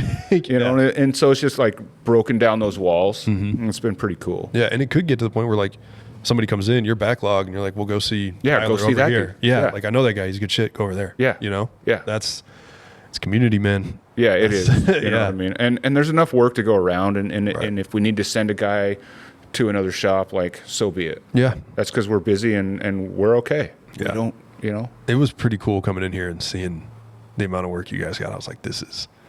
I've been paying attention for a while, and it's pretty cool to just be here. Yeah. Like, I was like, this is rad. Yeah, I mean, this place is, you know, it's been crazy that, you know, what it's become over the last 10 years. We'll be 10 next month. Okay. Congrats, man. Yeah. Congratulations. November of 14 is when I signed the lease on this building. Oh, dude. Wow. You have a birthday? We got should, man. Yeah, Dude, we- 10 we years doing is kind of a 10-year big bash. deal. Yeah, well, Oh, we you doing gotta a do 10-year something. Yeah, We I should didn't do think about that. I'll man. come Yeah. out. I kind of forgot It's about that, crazy, man. man. It doesn't feel like 10. No. It doesn't feel like not 10. at all. Dude, 10's a big deal. You can't blow by 10. Yeah, gotta we do should something. probably do something. Yeah. You gotta do a cake. or Probably something. should. Yeah, at least a cupcake. Yeah, you know, a little candle or something. Yeah. You know, like you can't just leave it at that. Like, You're like, oh, hey, we turned 10 today. We getting a steak dinner there finally, Tucker? We can get Yeah. something. Yeah. Oh, yeah, we're going to McDonald's, boys. there we go. That's the Chick-fil-A for all my friends. Yeah, I'll get some Jesus chicken. Hopefully it's not a Sunday. That's sorry, guys. We have to bump back to 20, like $19 bill when we were footing it. That's good stuff. So yeah, no, and it's cool to see guys coming in. Like it's crazy to think like I've been here for 10, and I was in the industry 10 before that. Right. And I just don't feel like I've been in the industry for 20 years, but I have. I don't feel like I'm that old. You get your gold watch now, Tucker. Right on. Something. Yeah. Something. When do I start making any money? That's what I'm saying. When I got the podcast up at Coronado, all my buddies are like, "Oh, well, big hotshot now," and I'm like, Not really. You Yeah. guys think I'm making any? I'm losing money driving down here. Like, that Silverado doesn't get good gas mileage. Especially you at $8 a gallon too, right? Yeah, I got out here. It was $3.49. Bill was like, "Yeah, they're running expensive." I know. Fucking $5.80 at the house, bro. Like, what are we talking about? California, gotta love it. Oh, dude, yeah. I wanted to ask, are you originally from California? No, I'm from Michigan. I lived in Okay. Michigan until I was 18. I was just a complete degenerate. I kind of knew when I was like probably 14 I was going to join the military. So I just like limped my way through high school. I think I was allowed like 19 absences per course. You used every 19 one? of- Had every used one every of them. Yeah, Wow. and then And a couple of them you had to probably go in. yeah, oh and yeah, I plead like your sweet case. talk some guidance counselors for sure to get that degree, dude. And then when it came time to like nut up and actually join, I was like, it'll take like a year, you know, we'll see. Like I worked a bunch of odd jobs and court furniture. I worked at Steak and Shake. I think Steak and Shake was what finally motivated me to like, we got to get the fuck out of here. Like, we got to go. Don't want to do this the rest of your life? Yeah. And I was like, I mean, you'll probably get it. Like you were in the Air Force. Yeah. But I was, whatever recruiter was talking to me that day, the Air Force never talked to me, believe it or not. No? But the rest Did of you ever them, go in there? I don't think so, because the rest of them showed up to the high school. Oh, so like okay. whichever one talked to me that day is which one I was going to join. You know what I mean? Like that was 17. I'm like, let's go. And then the Navy recruiter ended up being from my hometown, so he just like we clicked pretty well, and I got super lucky. I had no idea what I was getting into for work. They're like, we got this air rescue job. I was like, that sounds cool. Like I like the name. I had no idea what I was getting into. So joined the Navy at 18 out of Michigan, then lived in Virginia from 2011 or 2012 to 2020. Made the move to California, peak COVID, which was super interesting. Wow. That was Of all the times to move to oh, California. it was one of the most Yeah. fascinating. Like, I had a Mazda 3 and my pit bull, and we drove from Virginia. I'd already driven my wife out there. She was pregnant at the time. But my Mazda 3 and my dog, we drove from Virginia to California. And driving across the country during like the height of COVID was fascinating. And just seeing how different states. We're kind of handling Was it all shut down? Was like ghost towns It was going like through? Or? Virginia was like where I lived, like Virginia Beach, Norfolk, that Seven Cities area was pretty shut down. And then as you got into like North Carolina, it wasn't a big deal. Then you moved into Tennessee, came less of a deal. Then you got to like Arkansas. They didn't even know COVID happened. They're like, it wasn't even a thing. You know what I mean? And then you got to Texas, or I think I'm getting these right. I hope. But then you got to Texas, and it was like normal. You know what I mean? Like there was folks wearing masks. There was folks not wearing masks. Gas was $1.50. Like it was great. And then you got into New Mexico, and you didn't know what happened because there's nobody in New Mexico.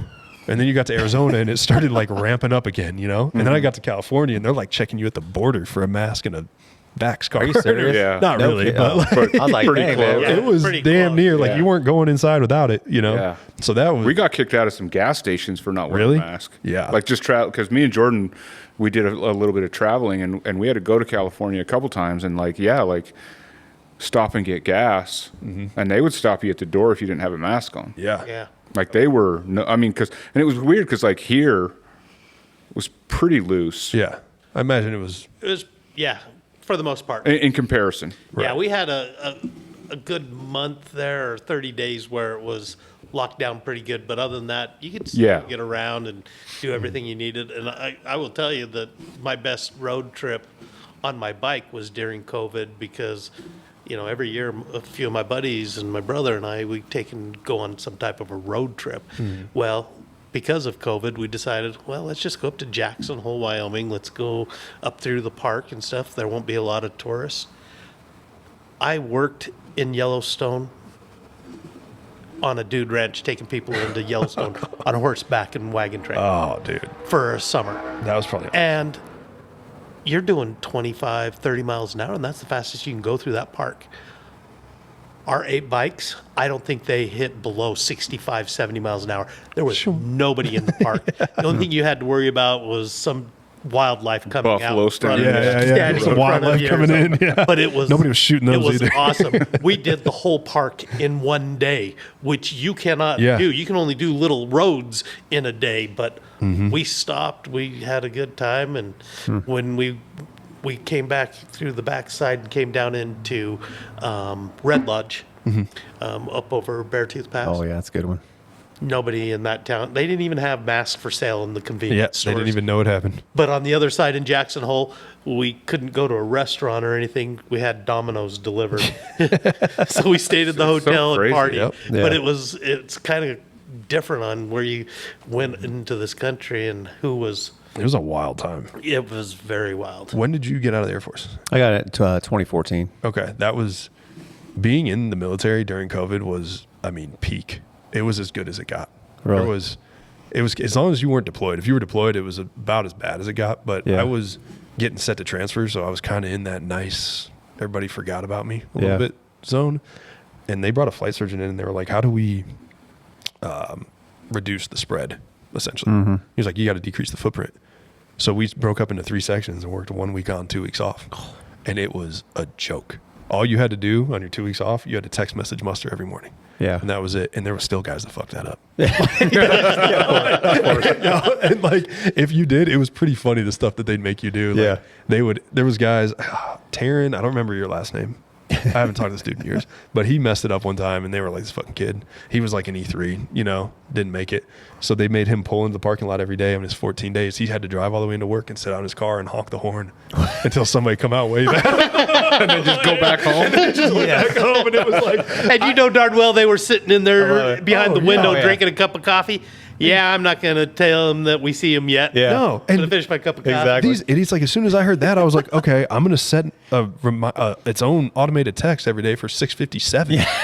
Santos is here. You know what I mean? Like, I just put it at a weird number interval and they're not going to know. It was like that. I think I was text mustering when I was actually at work. I forgot to turn it off. You know what I mean? Like, but it was a good time to be in for sure.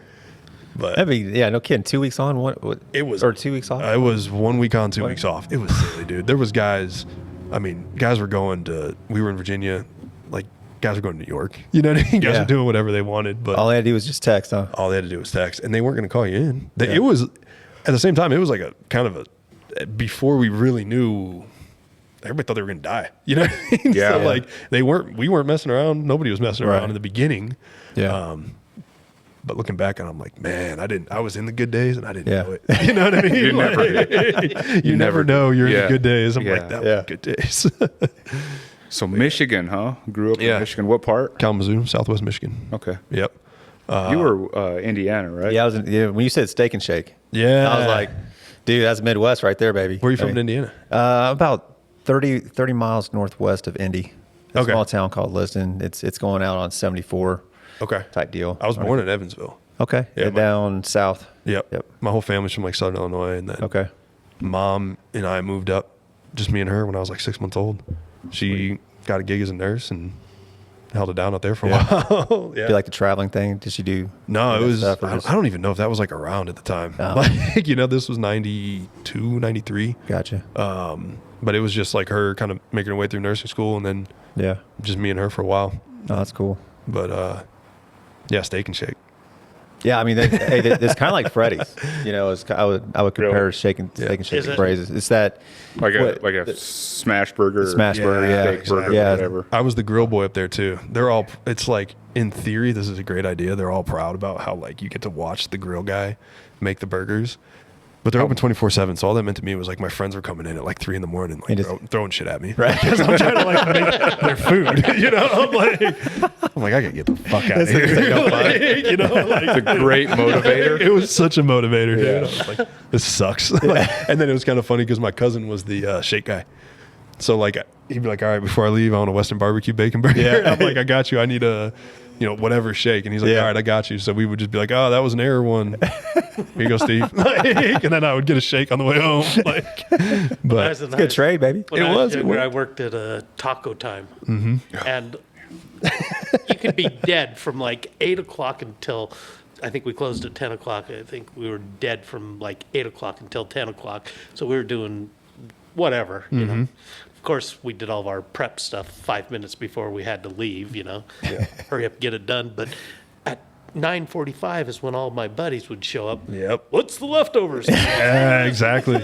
Exactly. This is all cleaned up. I'm already done. No, you can't have it. Come on. Yep. Yeah. Yep.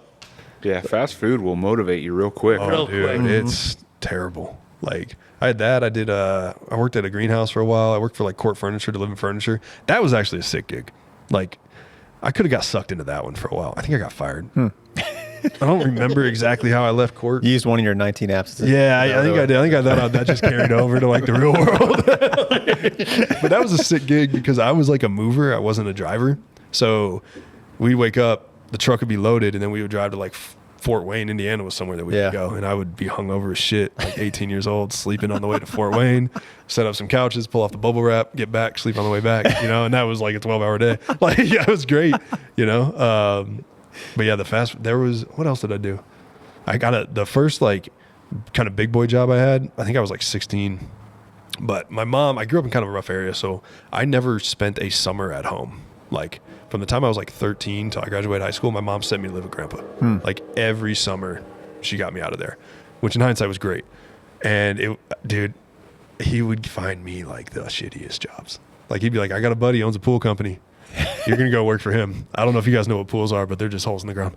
Like, so that's all I got a lot of time mixing concrete, like in a wheelbarrow, you know what I mean? Yeah. And I wasn't trusted with any of that. Like I was just moving. You were cleaning the wheelbarrow. You're probably digging the I hole. was moving earth is all I was doing. My shittiest job was doing stucco. Yes. They start you off. You take this bag, you dump it into this wheelbarrow, and you mix this much water. And if you get it too thin or too thick, it's on your ass. Yep. And those guys would sit there and spread that stuff. And I was the one that was having to hustle. They're up there having a smoke, having a cup of coffee. I'm hauling fucking Mixing mud concrete in a back and forth. And then it's like, okay, let's take a break. Bill, you need to get another bread. It's like, what about? Yeah. I learned how to spread stucco really fast. Yep. Because I did not want to be the hod mixer. So. I did that from like probably 14 to like 16. And then when I was probably 16 or 17, he got me a gig working at it was only for a summer, but it was a crop dusting company.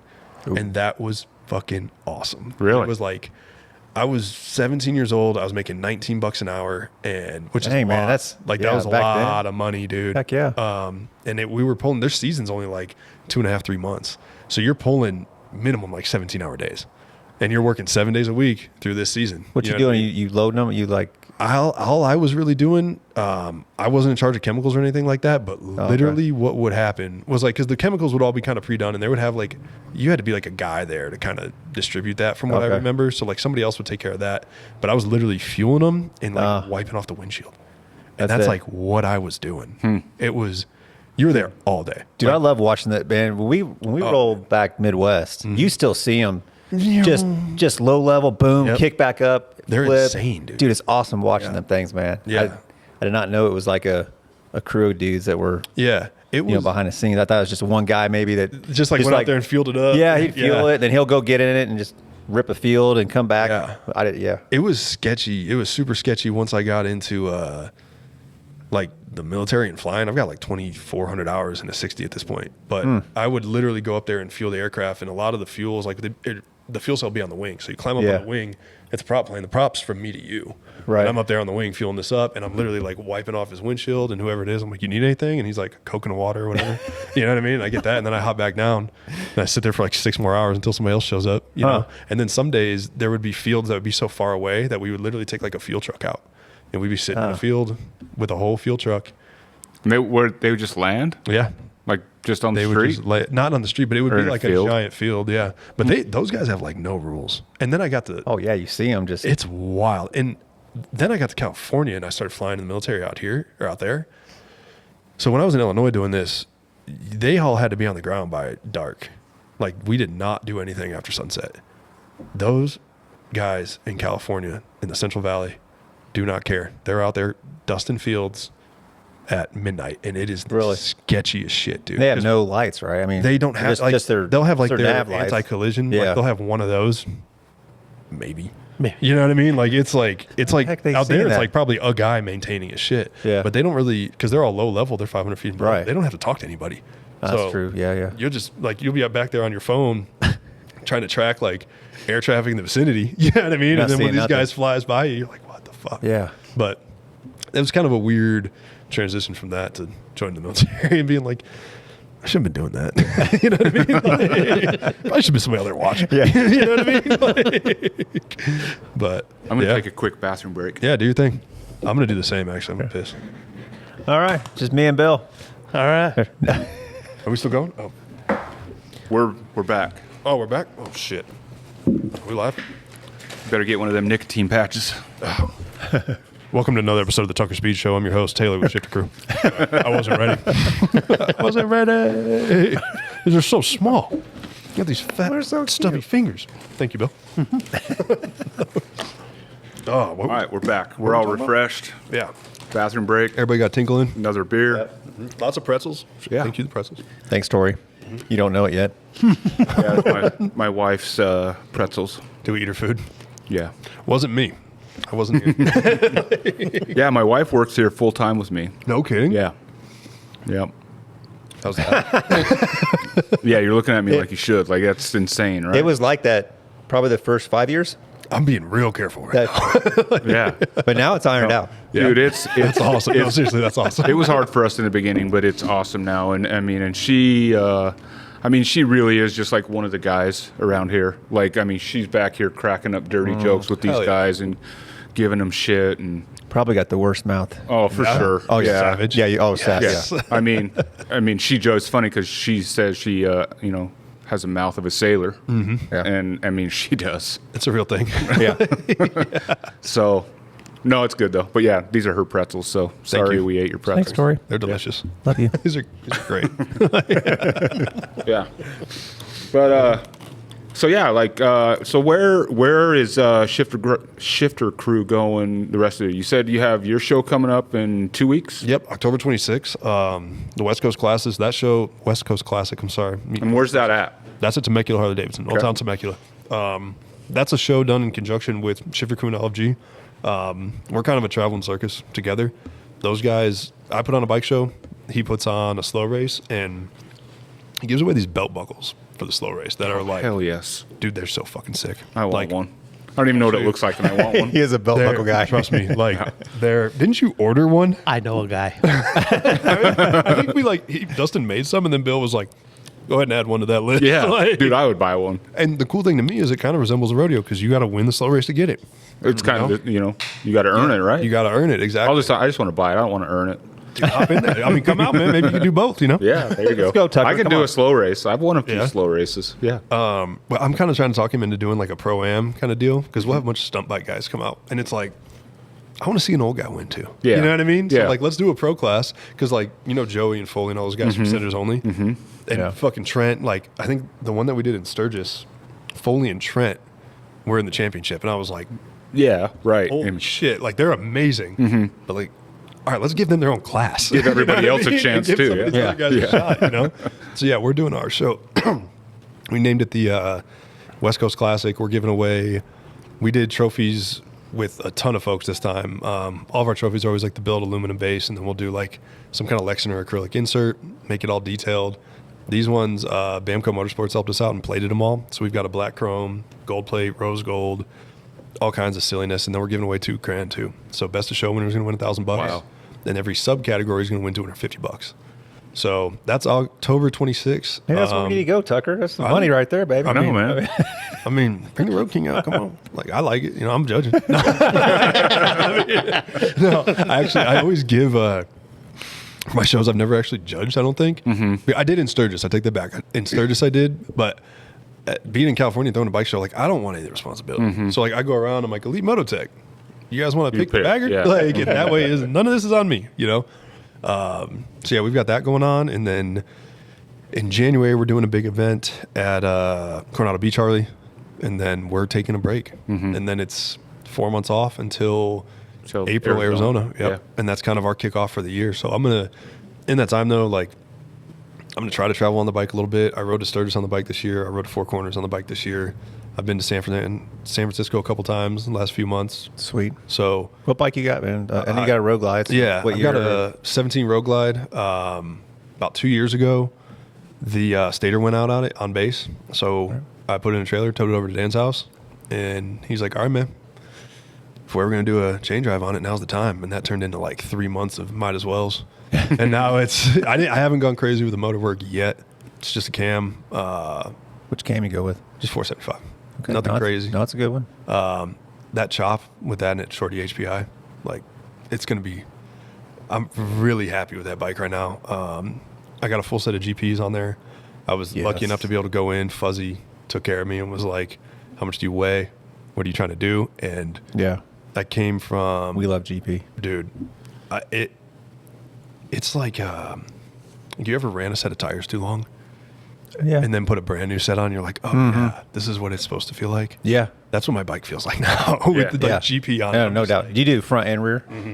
Okay, yeah, I've got Olin's in the back, but Yeah, I that mean, that's GP hard in to the beat. front, though, man, I mean, dude, it was night and day hookup. Like, yeah, it's just how the front and rear just dive in those corners, man, and just mix. It's- exactly. And mine, you don't know what you don't know. And before, excuse me, like where I live at, I can be 30 minutes from Josie's Hideout. I'm, excuse me, in the foothills, like Escondido, getting in the mountains. So I can go hit canyons right out the backyard. Yeah.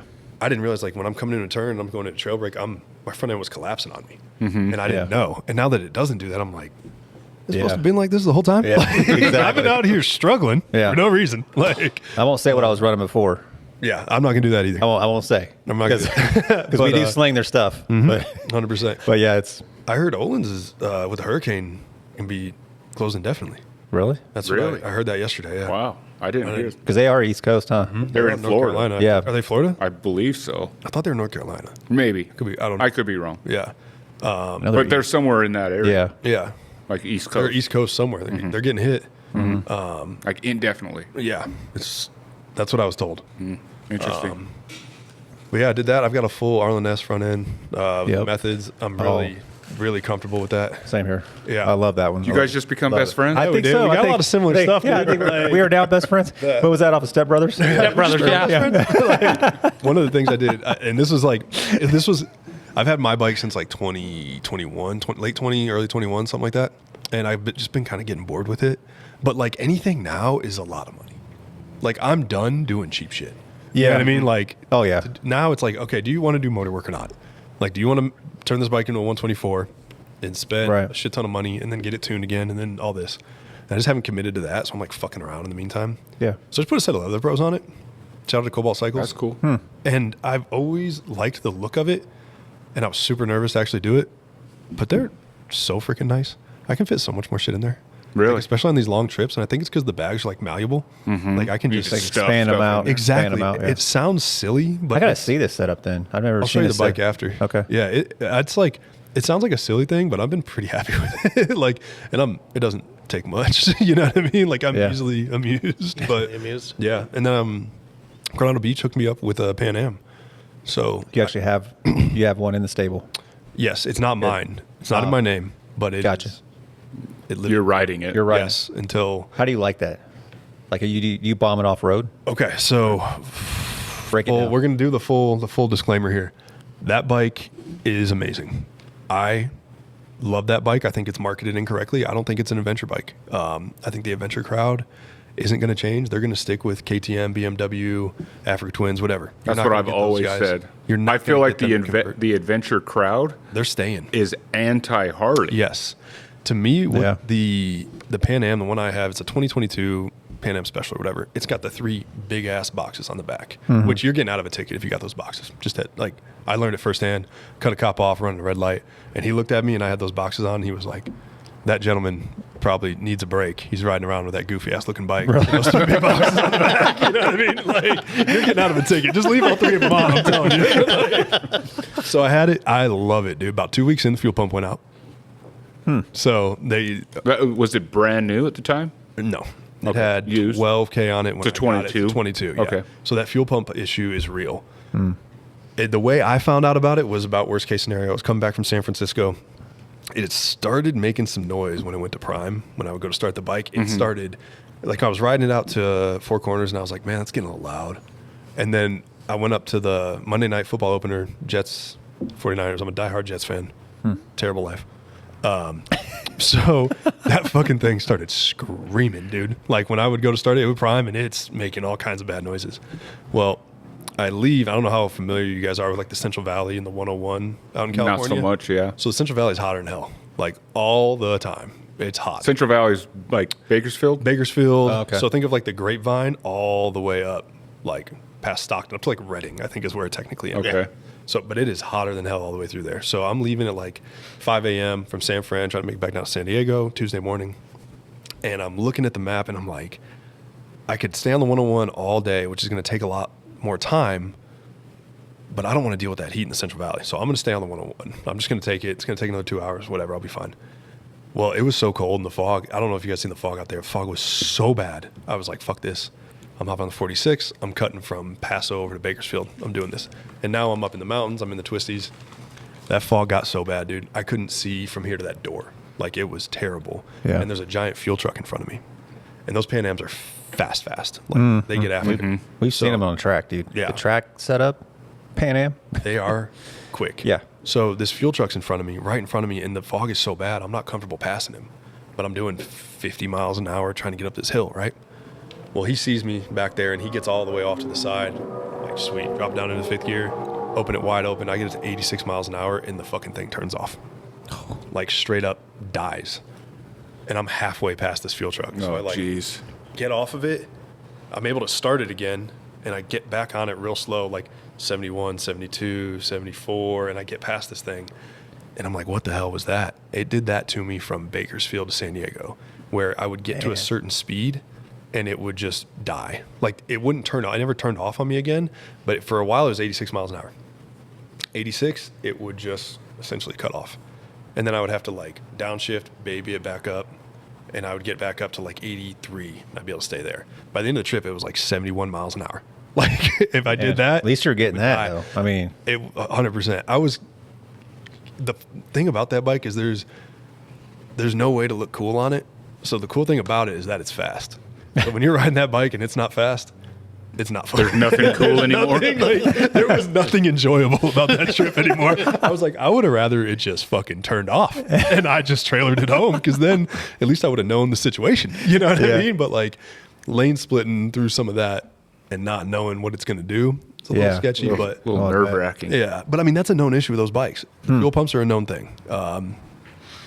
From what I understand, the 2024s, they have a fix on them. But I freaking love that thing, dude. Like, it is so fun. And I learned riding out to Four Corners, to me, it's not an adventure bike. It's like a total utilitarian bike.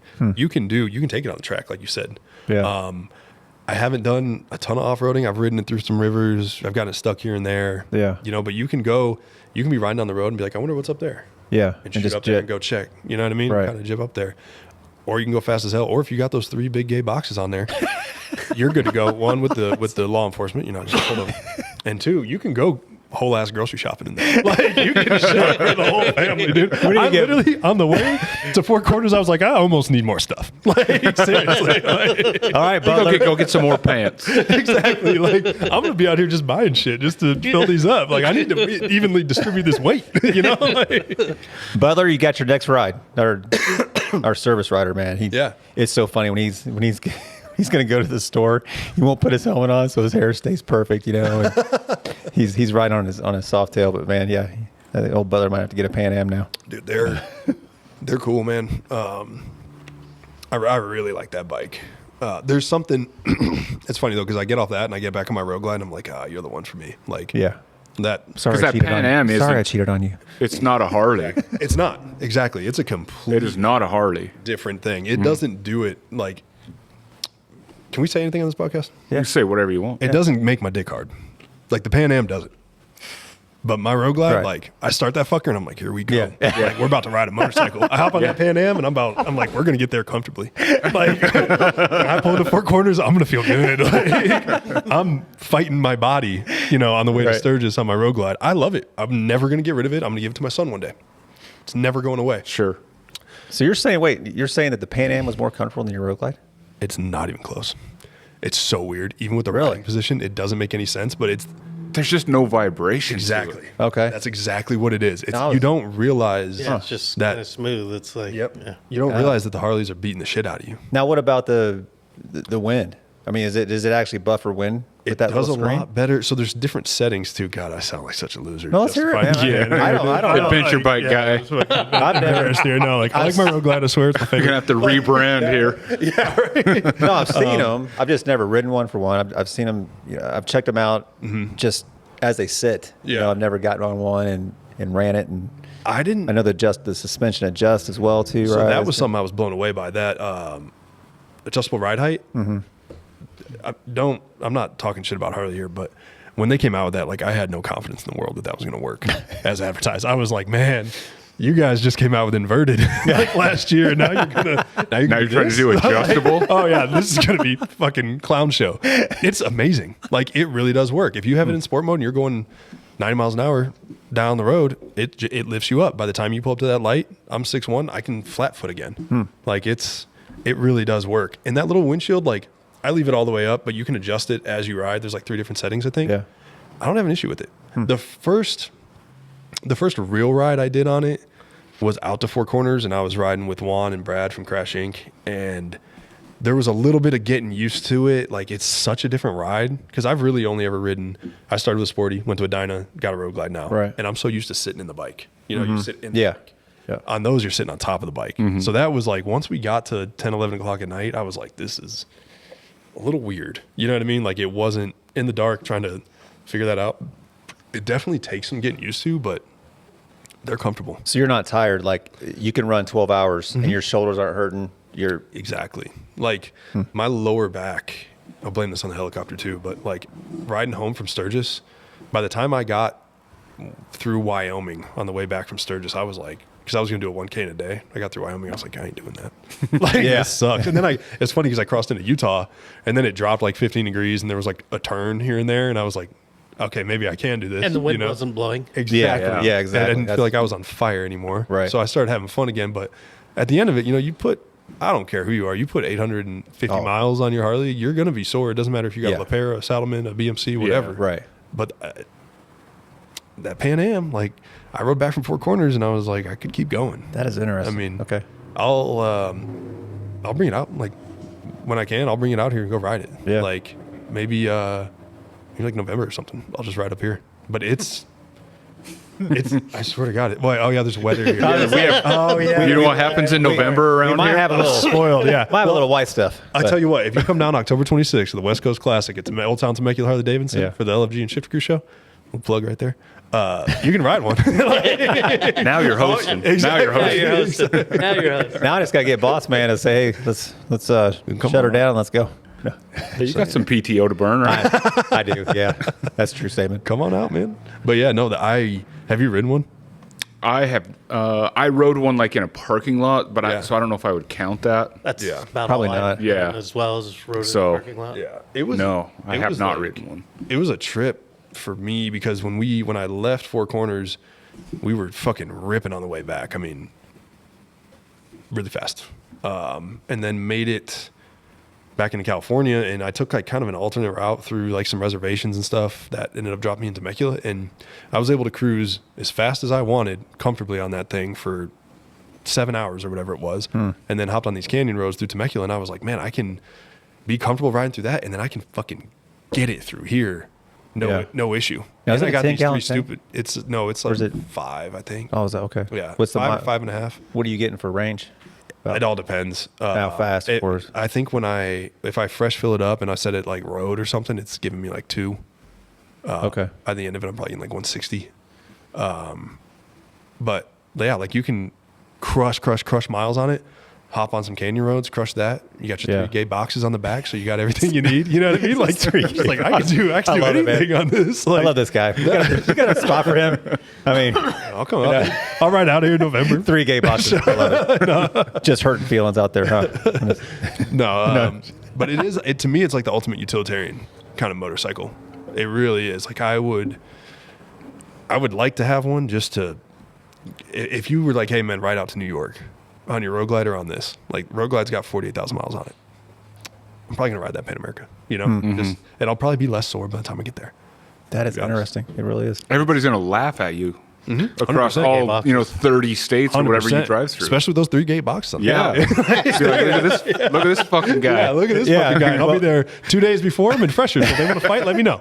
Speaking of gay boxes, do you have all the gay gear that No, those adventure I don't guys have, run? I don't have any of that. So nobody because all really you queers understands. dudes, they don't. They wear some weird stuff. Yeah, we have quite the adventure writer, listenership here. Do you? No, we don't. I don't know what's going on out here in Utah. You can't buy booze.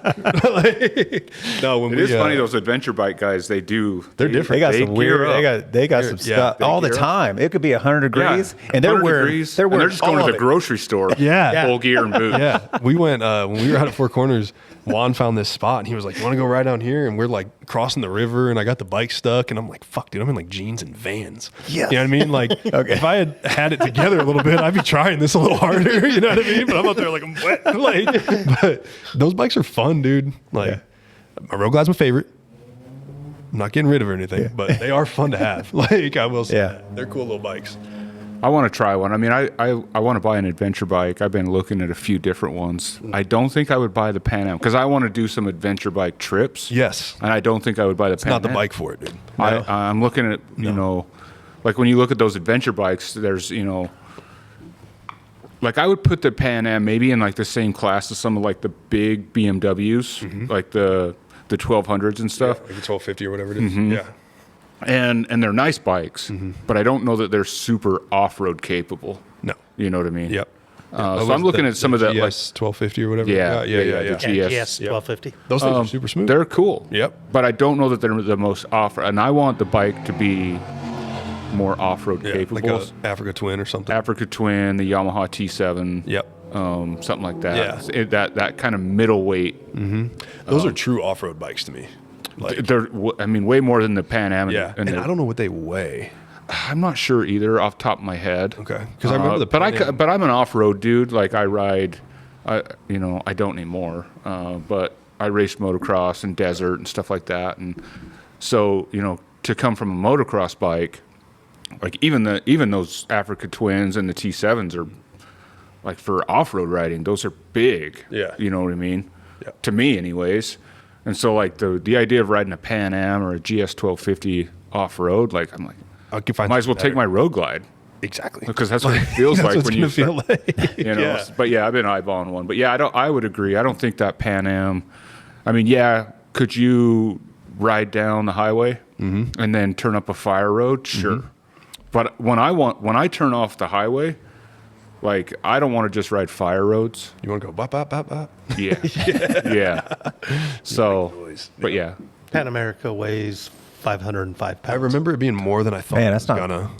gonna. that's Still light though. Is it? Yeah. I mean, I don't know. I mean, Hey. that's if in comparison to a Road Glide. Well, Yeah. and I don't know if Yeah. I think that weight doesn't include the 3 gay boxes. Is it- three three gay gay boxes and the stuff that you put in the 3 gay boxes. Yeah, you gotta weigh them down. You got that much space. I'm telling you, you won't fill it up. I will say, like what I started doing because I started riding it to and from work. Because what it really came down to is I beat the shit out of my Road Glide this summer. Like bad. It's probably prematurely up for a new chain. Like I just beat the fuck out of it. So I started riding the Pan Am more and more, and I took the 2 side boxes off, and I only had the one on the back. And most of my commute is downtown San Diego, and you can that bike is this wide, and I could just fucking Just rip. split I'm it. making it to work in 25 minutes. Like so that's kind of to me is where it became like the ultimate utilitarian kind of commuter vehicle. Because I can still fit a change of clothes, my uniform, my cover, set of boots and shoes in the one in box. the one box. Man, that's you know pretty what I good. mean? And I'm Yeah, like, that's good. I mean, I'm damn near doing a wheelie on it, but you know what I mean? No, they're freaking cool, man.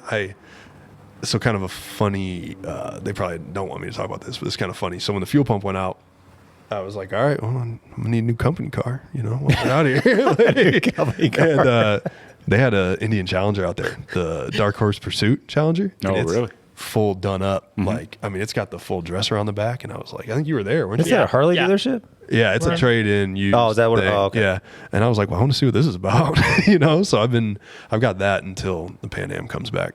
Okay. But What you think about that? Don't say it. Or you just Don't do it. It's so different Don't that do it's it. like it's so different that it's like it's not the same. You know what I mean? Like it's. I was about to kick you off the podcast. No. It's like if I'm gonna buy a bagger, I'm just gonna not and keep my Road Glide. Yeah. You know what I mean? It's cool. It's a nice motorcycle. Right. It's a very nice motorcycle. Yeah. But it doesn't make my dick hard. Yeah. Like Same. Agreed. It's Same. a great bike.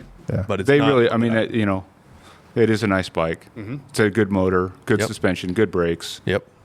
It's not a Harley. Still Not a Harley. It's Ish. all top end, which is kind of cool. Like if I'm at higher RPMs, I have more to give compared to, and this is a stock bike comparison. Yeah. You know what I mean? Yeah. But that low end just isn't there, and it's not. Yeah, they're not torquey. Yeah, it's It's not. I'd horsepower-ish. rather just get the Pan Am back and ride the Pan Am. You know what I mean? Like, but yeah. What are you guys riding? Like on a daily? I know there's 73 bikes in here, but I don't ride daily. no. No. I got a Road Glide. I got a 20 Road Glide. Okay. That ain't all you got, Owens. I got an 85 FX WG and a 99 FXR. Oh shit. Too. Okay. I got my go-to. Road King in the showroom. I got my Road Glide. And then I have my race bikes. Yeah. And then I have a bunch of other bikes that are just torn into pieces right now. It was kind of cool seeing some of the race bikes in person because Yeah. I've seen them online for so long, and then I was like, How I mean, and my BRL bike's like sitting in the showroom, but it's like super embarrassing right now. Yeah, it's from the last race. Because I wrecked it a year ago, July. okay, We were in Illinois at Blackhawk Farms. okay, I wrecked, finished the weekend race and everything, but the bike was pretty beat up.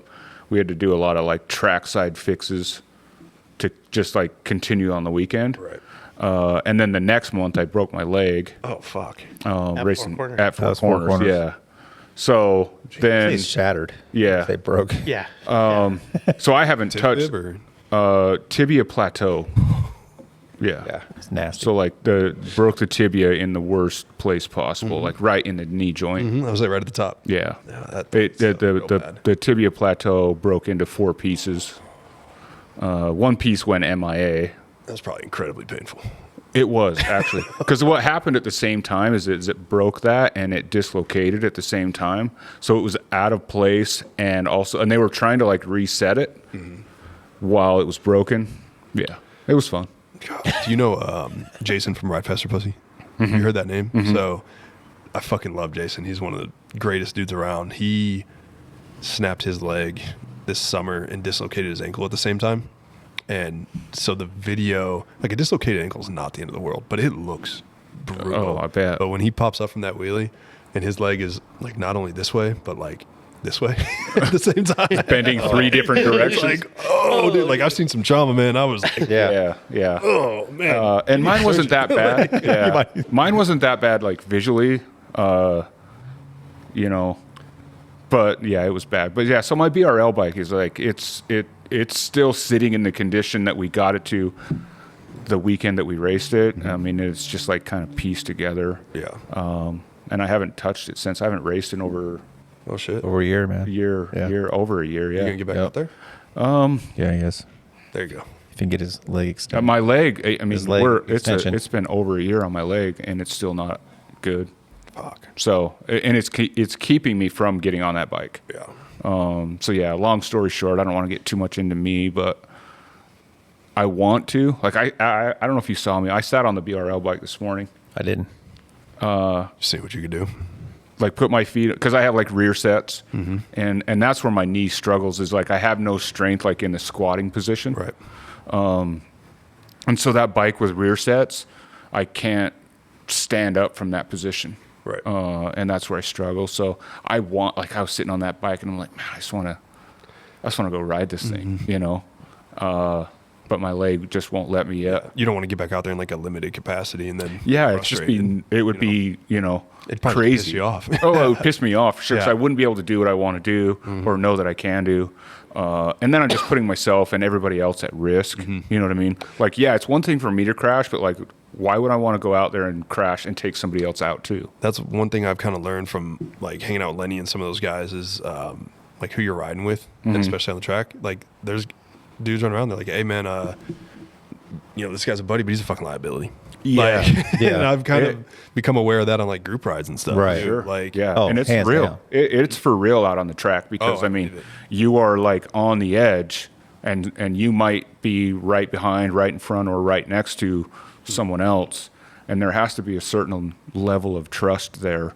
Yeah. And yeah, if you see that guy is just like all over the place, sketchy, a liability, like you don't want to be around that guy. Right. No. And I don't want to be that guy. I don't want to be the liability. So yeah, I mean, I have to be confident when I go out there. Right. I mean, I do the BRL stuff. We do it for the business, like marketing and promotions, but I do it mostly because I love it. Right. I'm not getting paid to do it.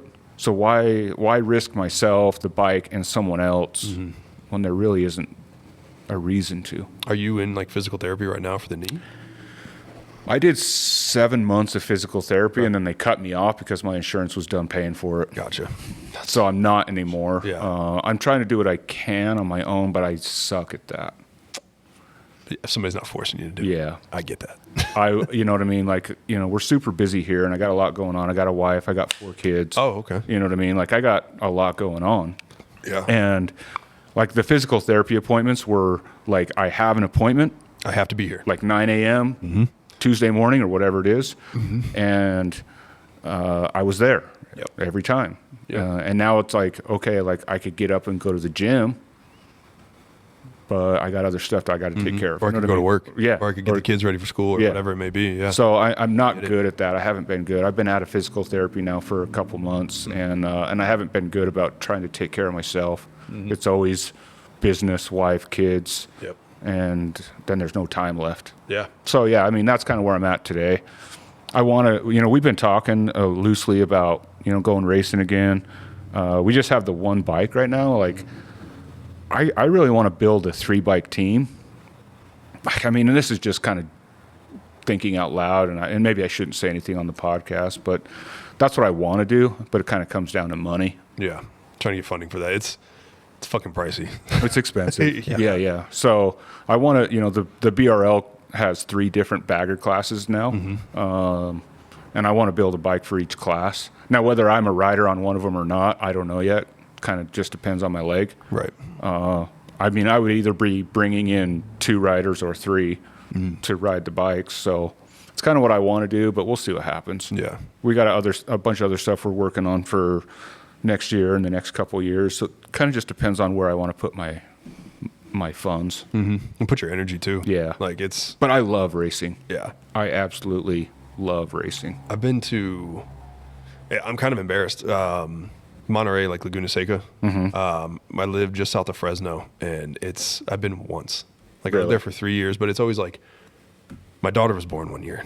Like obviously I didn't go. You know what I mean? And then the year prior we were on like a family vacation, like stuff like that. And I only got to go one time, but God, going to the races and then going to like the Laguna Seca race and then going to, I believe it's Chuck. Is that which track has the Omega turn in it? Willow. Willow. Willow. So then going to Willow and going to BRL and changing tires for my buddy Lenny and like safety wire and shit. I'm like, this is some of the most fun I've ever had. You know what I mean? And you're like, it was when I met Steve. Like I'd followed Steve forever and talked to him on Instagram, and we're from 30 minutes from each other. Then I'm like, hey man, it's good to finally meet you. You know what I Yeah. mean? Like that. There's a sense of community there. That's There pretty definitely is. rad, dude. Yeah, Like the it's- racing community is very tight knit, and that's the one thing I love about BRL is like the racers are all there. Yeah. It's a tight knit group.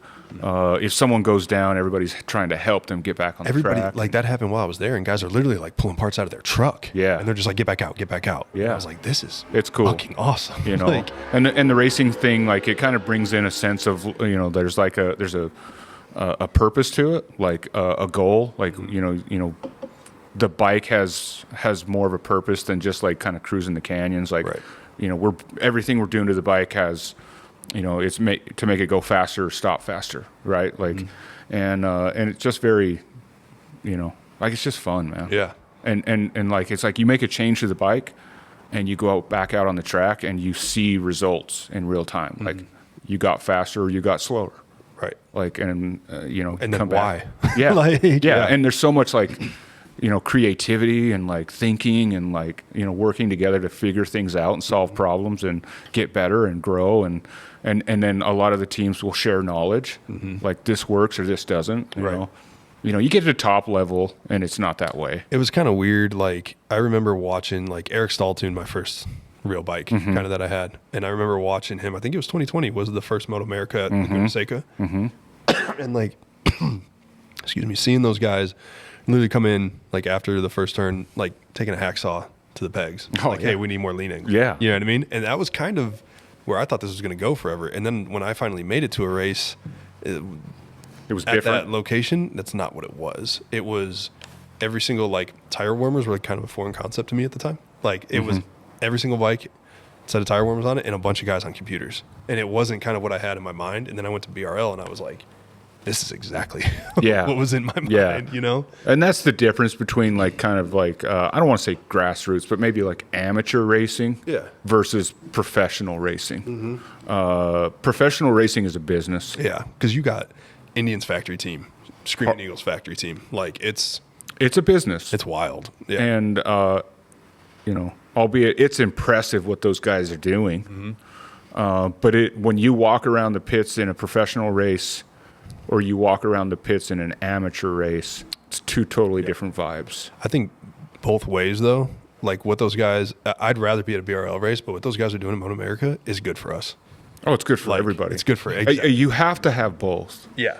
We need both. Professional racing needs amateur racing. Yeah. Otherwise, It doesn't continue. there won't be any professionals. Exactly. Everybody, we need both sides. It's weird, with the bagger racing stuff. Like, there's such a, what they're doing on the professional level and what is happening on the amateur side. There's just such a, there's so much, I don't know. There's such a difference. Yeah. Just even in technology, like, because to take these bikes and turn them into a road race bike. Well, I mean, I was watching like Steve ride his bike to these races and like swap the fucking tires and the seat out and like get on. I'm like, And then like be You're out fairly of line. competitive. Yeah. and like be out there getting after it. Yeah. like that's pretty cool. It's way cool. Yeah. So yeah, I think there's such a spread between the two kind of setups right now between amateur and professional, and I love BRL, man. Yeah. I've been with BRL since day one. And I want them to continue and be successful, but man, it is such a hard game to get into. I believe it. Just sheerly the fact that the money you got to spend to even, like, if you want to race a bagger, like, it's one thing if you want to go race a sporty, If you want to go, not to say it, but like hop in the hooligan class, you can do it. Like, but if you want to race a bagger, I mean, you're not getting into it for. I shouldn't say this because, like, you're not trying to sway people away. no, I'm not. But so here's one thing that the BRL did this year that was smart. They added that third class, the super street class, I think they call it. Okay. And now what is that? So it is basically, it's very limited on the rules. Like, it's very limited on what you can do to the bike. Okay. You can't do big bore. You can't do like suspension over a certain height. You can't do like aftermarket swing arm. You can't do inverted front end. Oh shit, it's that restricted. You can't run race slicks. You have to run DOT tires. Okay. Like, it's meant. This is sounding like something I could do. That's exactly what it is, dude. Like, you could Exactly take what it is. you could take your like canyon carving road glide and go race in that class. Okay. It's supposed to be like Like a regular people's race. a good way, like, and if all it ever is like you go race your bike and that's what you race, cool. But if you want to continue, like, you can get into that class and then you can slowly start to build your bike and move up in the classes. But it's an entry level, if you will. Right. Because, so like the class I race in, the Pro Stock class, was supposed to be that in the beginning, but the way they kind of screwed up when they wrote the rule books for the bikes between like the Pro Stock and the what they call Bagger GP was the same. Okay. So like, and I was one of them. Like, I was like, I'm going to go race Pro Stock because it's supposed to be amateur rider or pro rider, but the rules on the bikes were the same. So I'm like, I'm going to build the hell out of a bike, Right. but I'm an amateur. I'm not a road race guy.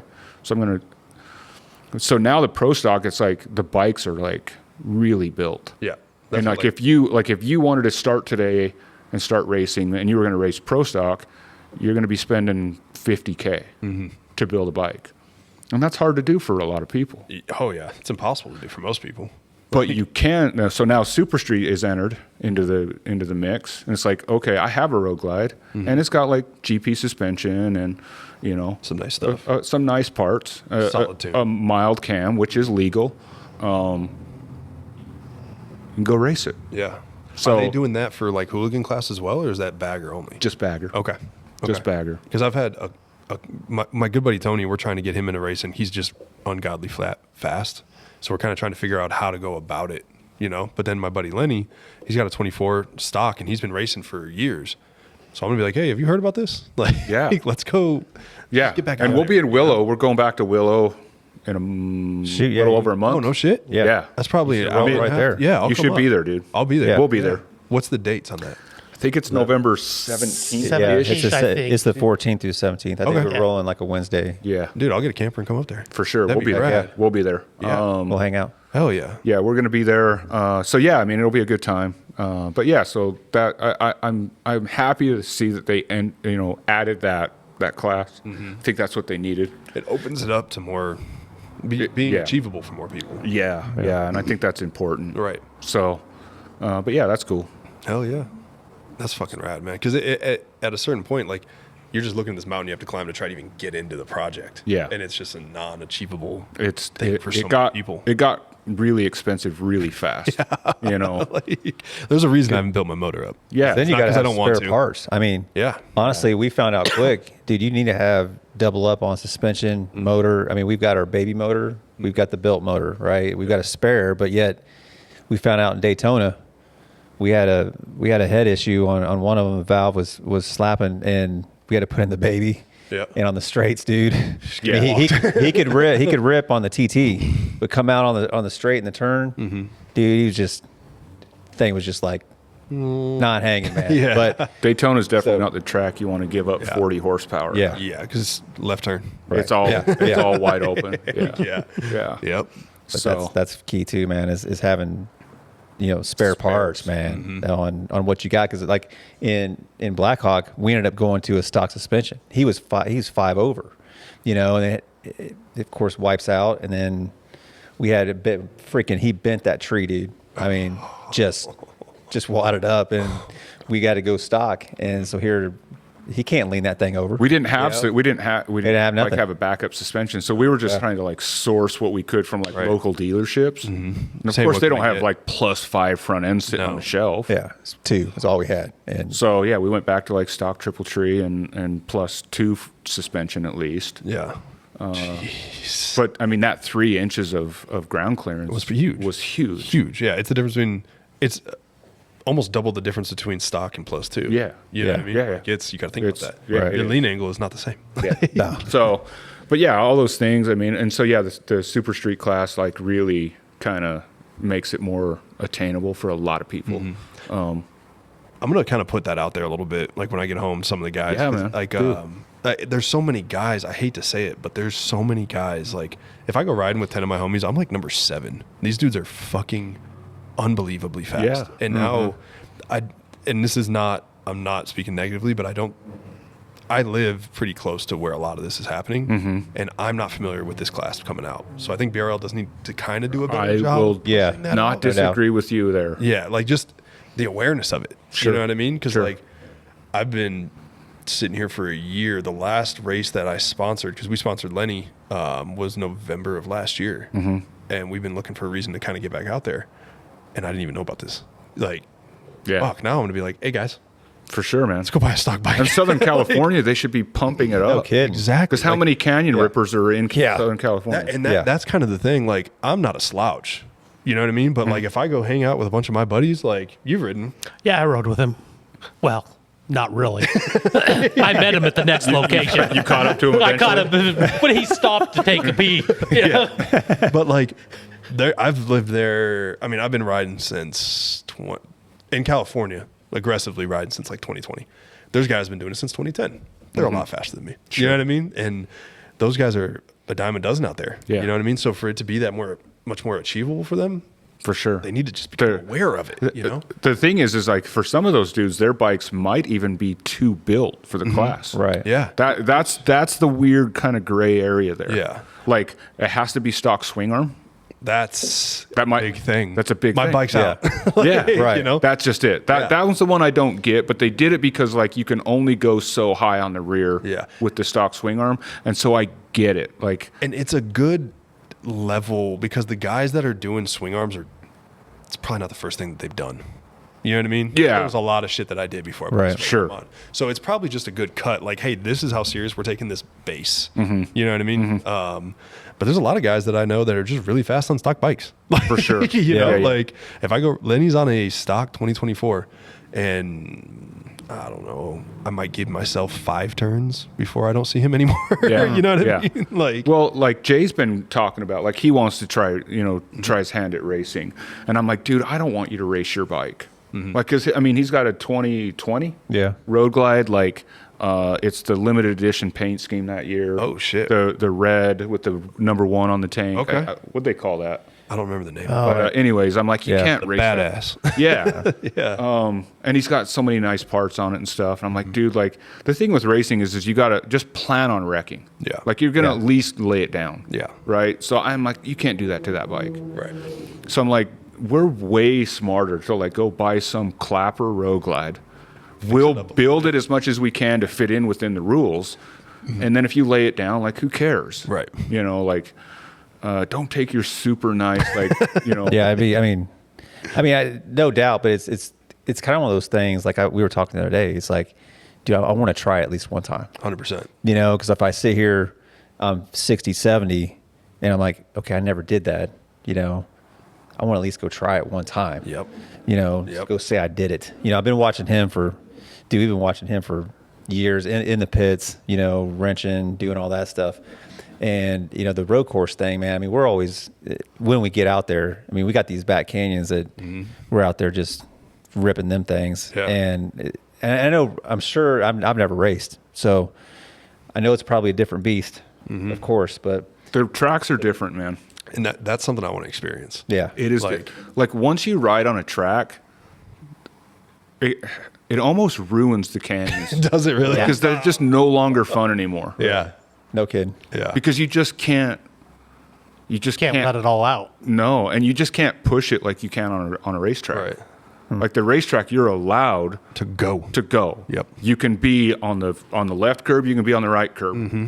You don't have to worry about oncoming traffic. You don't got to worry about a deer jumping out in front That's of you. true, You don't got to worry about oncoming traffic. Yep. Like all you have to do is worry about going around this corner as fast as you want. And if you go from the right hand curb to the left hand curb, you can do that.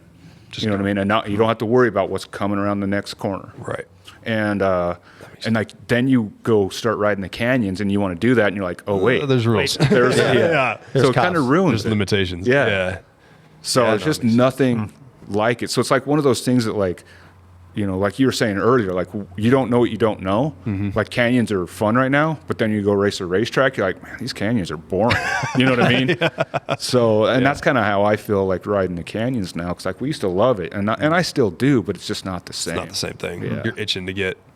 Yeah. I want to push the interesting. limits. Right. Right. And it's just different limits, Yeah.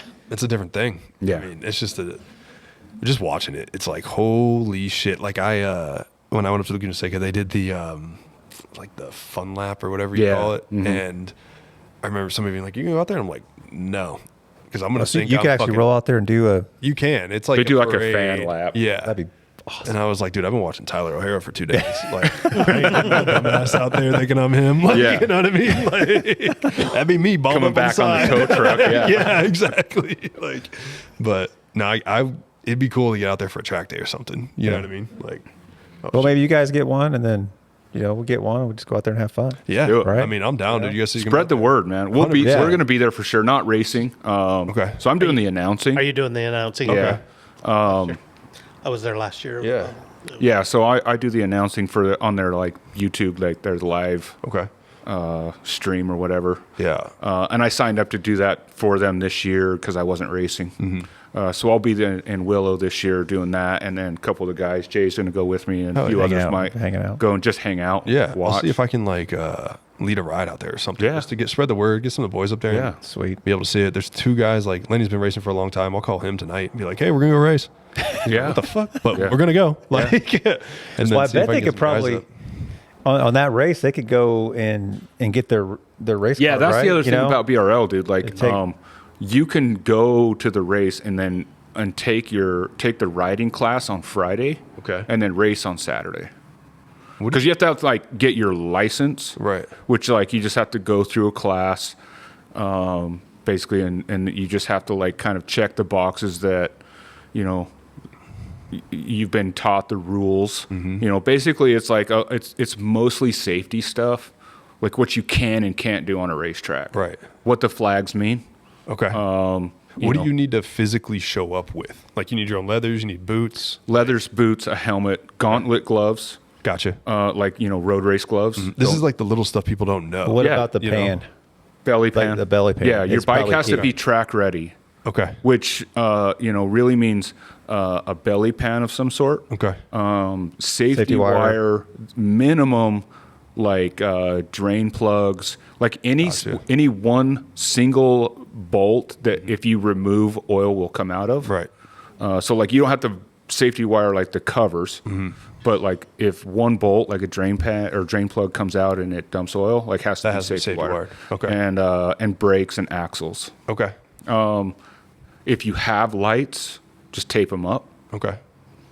Or remove them. Or take them out. Yeah. Gotcha. If whatever. That's really what you need on the bike. And then, yeah, like a helmet that obviously hasn't hit the ground because it won't pass inspection. So your helmet has to be in good working condition. Is that just a DOT do, approved, or- do believe it has to be Snell. Snell. Gotcha. Snell. Okay. Yeah. And your gloves and your riding boots and your leathers all have to be like no holes. Yeah. No frayed Gotta be nice seams. shit. Yeah. Like you can get by like if you've gone down, but it hasn't Torn up. opened it up at all. So yeah, that's kind of the basics. That's what you need to get, you know. And like I said, even if you don't have a current race license with some sort of like race organization, you can get it on Friday and then race on Saturday. Okay. They might make you wear like a bright orange T-shirt on I'm Saturday new. that you're like a new rider. Yeah. That's pretty standard. I had to do it. Like your first race, you have to wear like a new racer shirt. Okay. Like some sort of signal that like, hey, like in the race, realize this is this dude's first race. fucking time. So just, he knows the rules. He took the class, but be cautious. Yeah. You know, it's mostly about safety. Yeah, no, it makes sense. I'm definitely going to spread the word on that. Spread the word, man. 'cause Yeah, for sure. There's a lot of dudes down there that just kind of need to know about it. Yeah. And Willow's right there. Yeah. You know, so yeah, That'd be spread sick. the word. So, tell everybody where you can, you know, where they can find you, Instagram, your website, stuff like that. Yeah, our Instagram is just Shifter Crew. We're the only one that pops up. Our website is shiftercrew.shop. That's kind of what funds us. You know, I spend a lot of time talking about we're not super into the t-shirts, but that is What you do? what we do. Sure. And then our podcast is on Spotify and now on YouTube. Just type in Shifter Crew to either one of those. The YouTube's been around for not a very long time, so there's a link in the bio to all of these, but that's where you can find us. And if anybody wants to come on the podcast or do anything like that, reach out to us. Sure. We would love to have everybody on. I need to get down there and get on it. Let's go to come Cali. on. Let's go to Let's Cali. go, dude. Yeah. That's sick. We'll make it Fuck happen. yeah. And thank you guys so much for having Yeah. me, dude. This Yeah. opportunity. This has been so cool. Right Thank on. you. Bill, anything cool with Law Tigers going on? You know, we've got a lot of stuff, but, you know, our next thing coming up is the Rocky Point Rally. So if anybody wants to get out of the cold weather, that is the second weekend of November. It's quite a different type of rally. There's about 30,000 people shoved in to an area that holds about 5,000 people. Say 30. Yeah, I've been to Rocky Point. 30,000. Sheesh. Yeah, easily. But it's a good time. Ryan Cruzy and his crew come down, do a stunt show during the event, and then the party is nonstop. It goes the whole time. So Right on. Well, thanks, Bill, for setting this up. absolutely, guys. you know, I appreciate you for everything that making you this guys happen, do Bill. for us and Yeah. Law Tigers. Yeah, I mean, and thanks to Law Tigers for their continued support and everything we do. And thank you guys for coming on. I appreciate it. Absolutely. Right on. Thanks for having us. Thanks, All right, guys. thanks.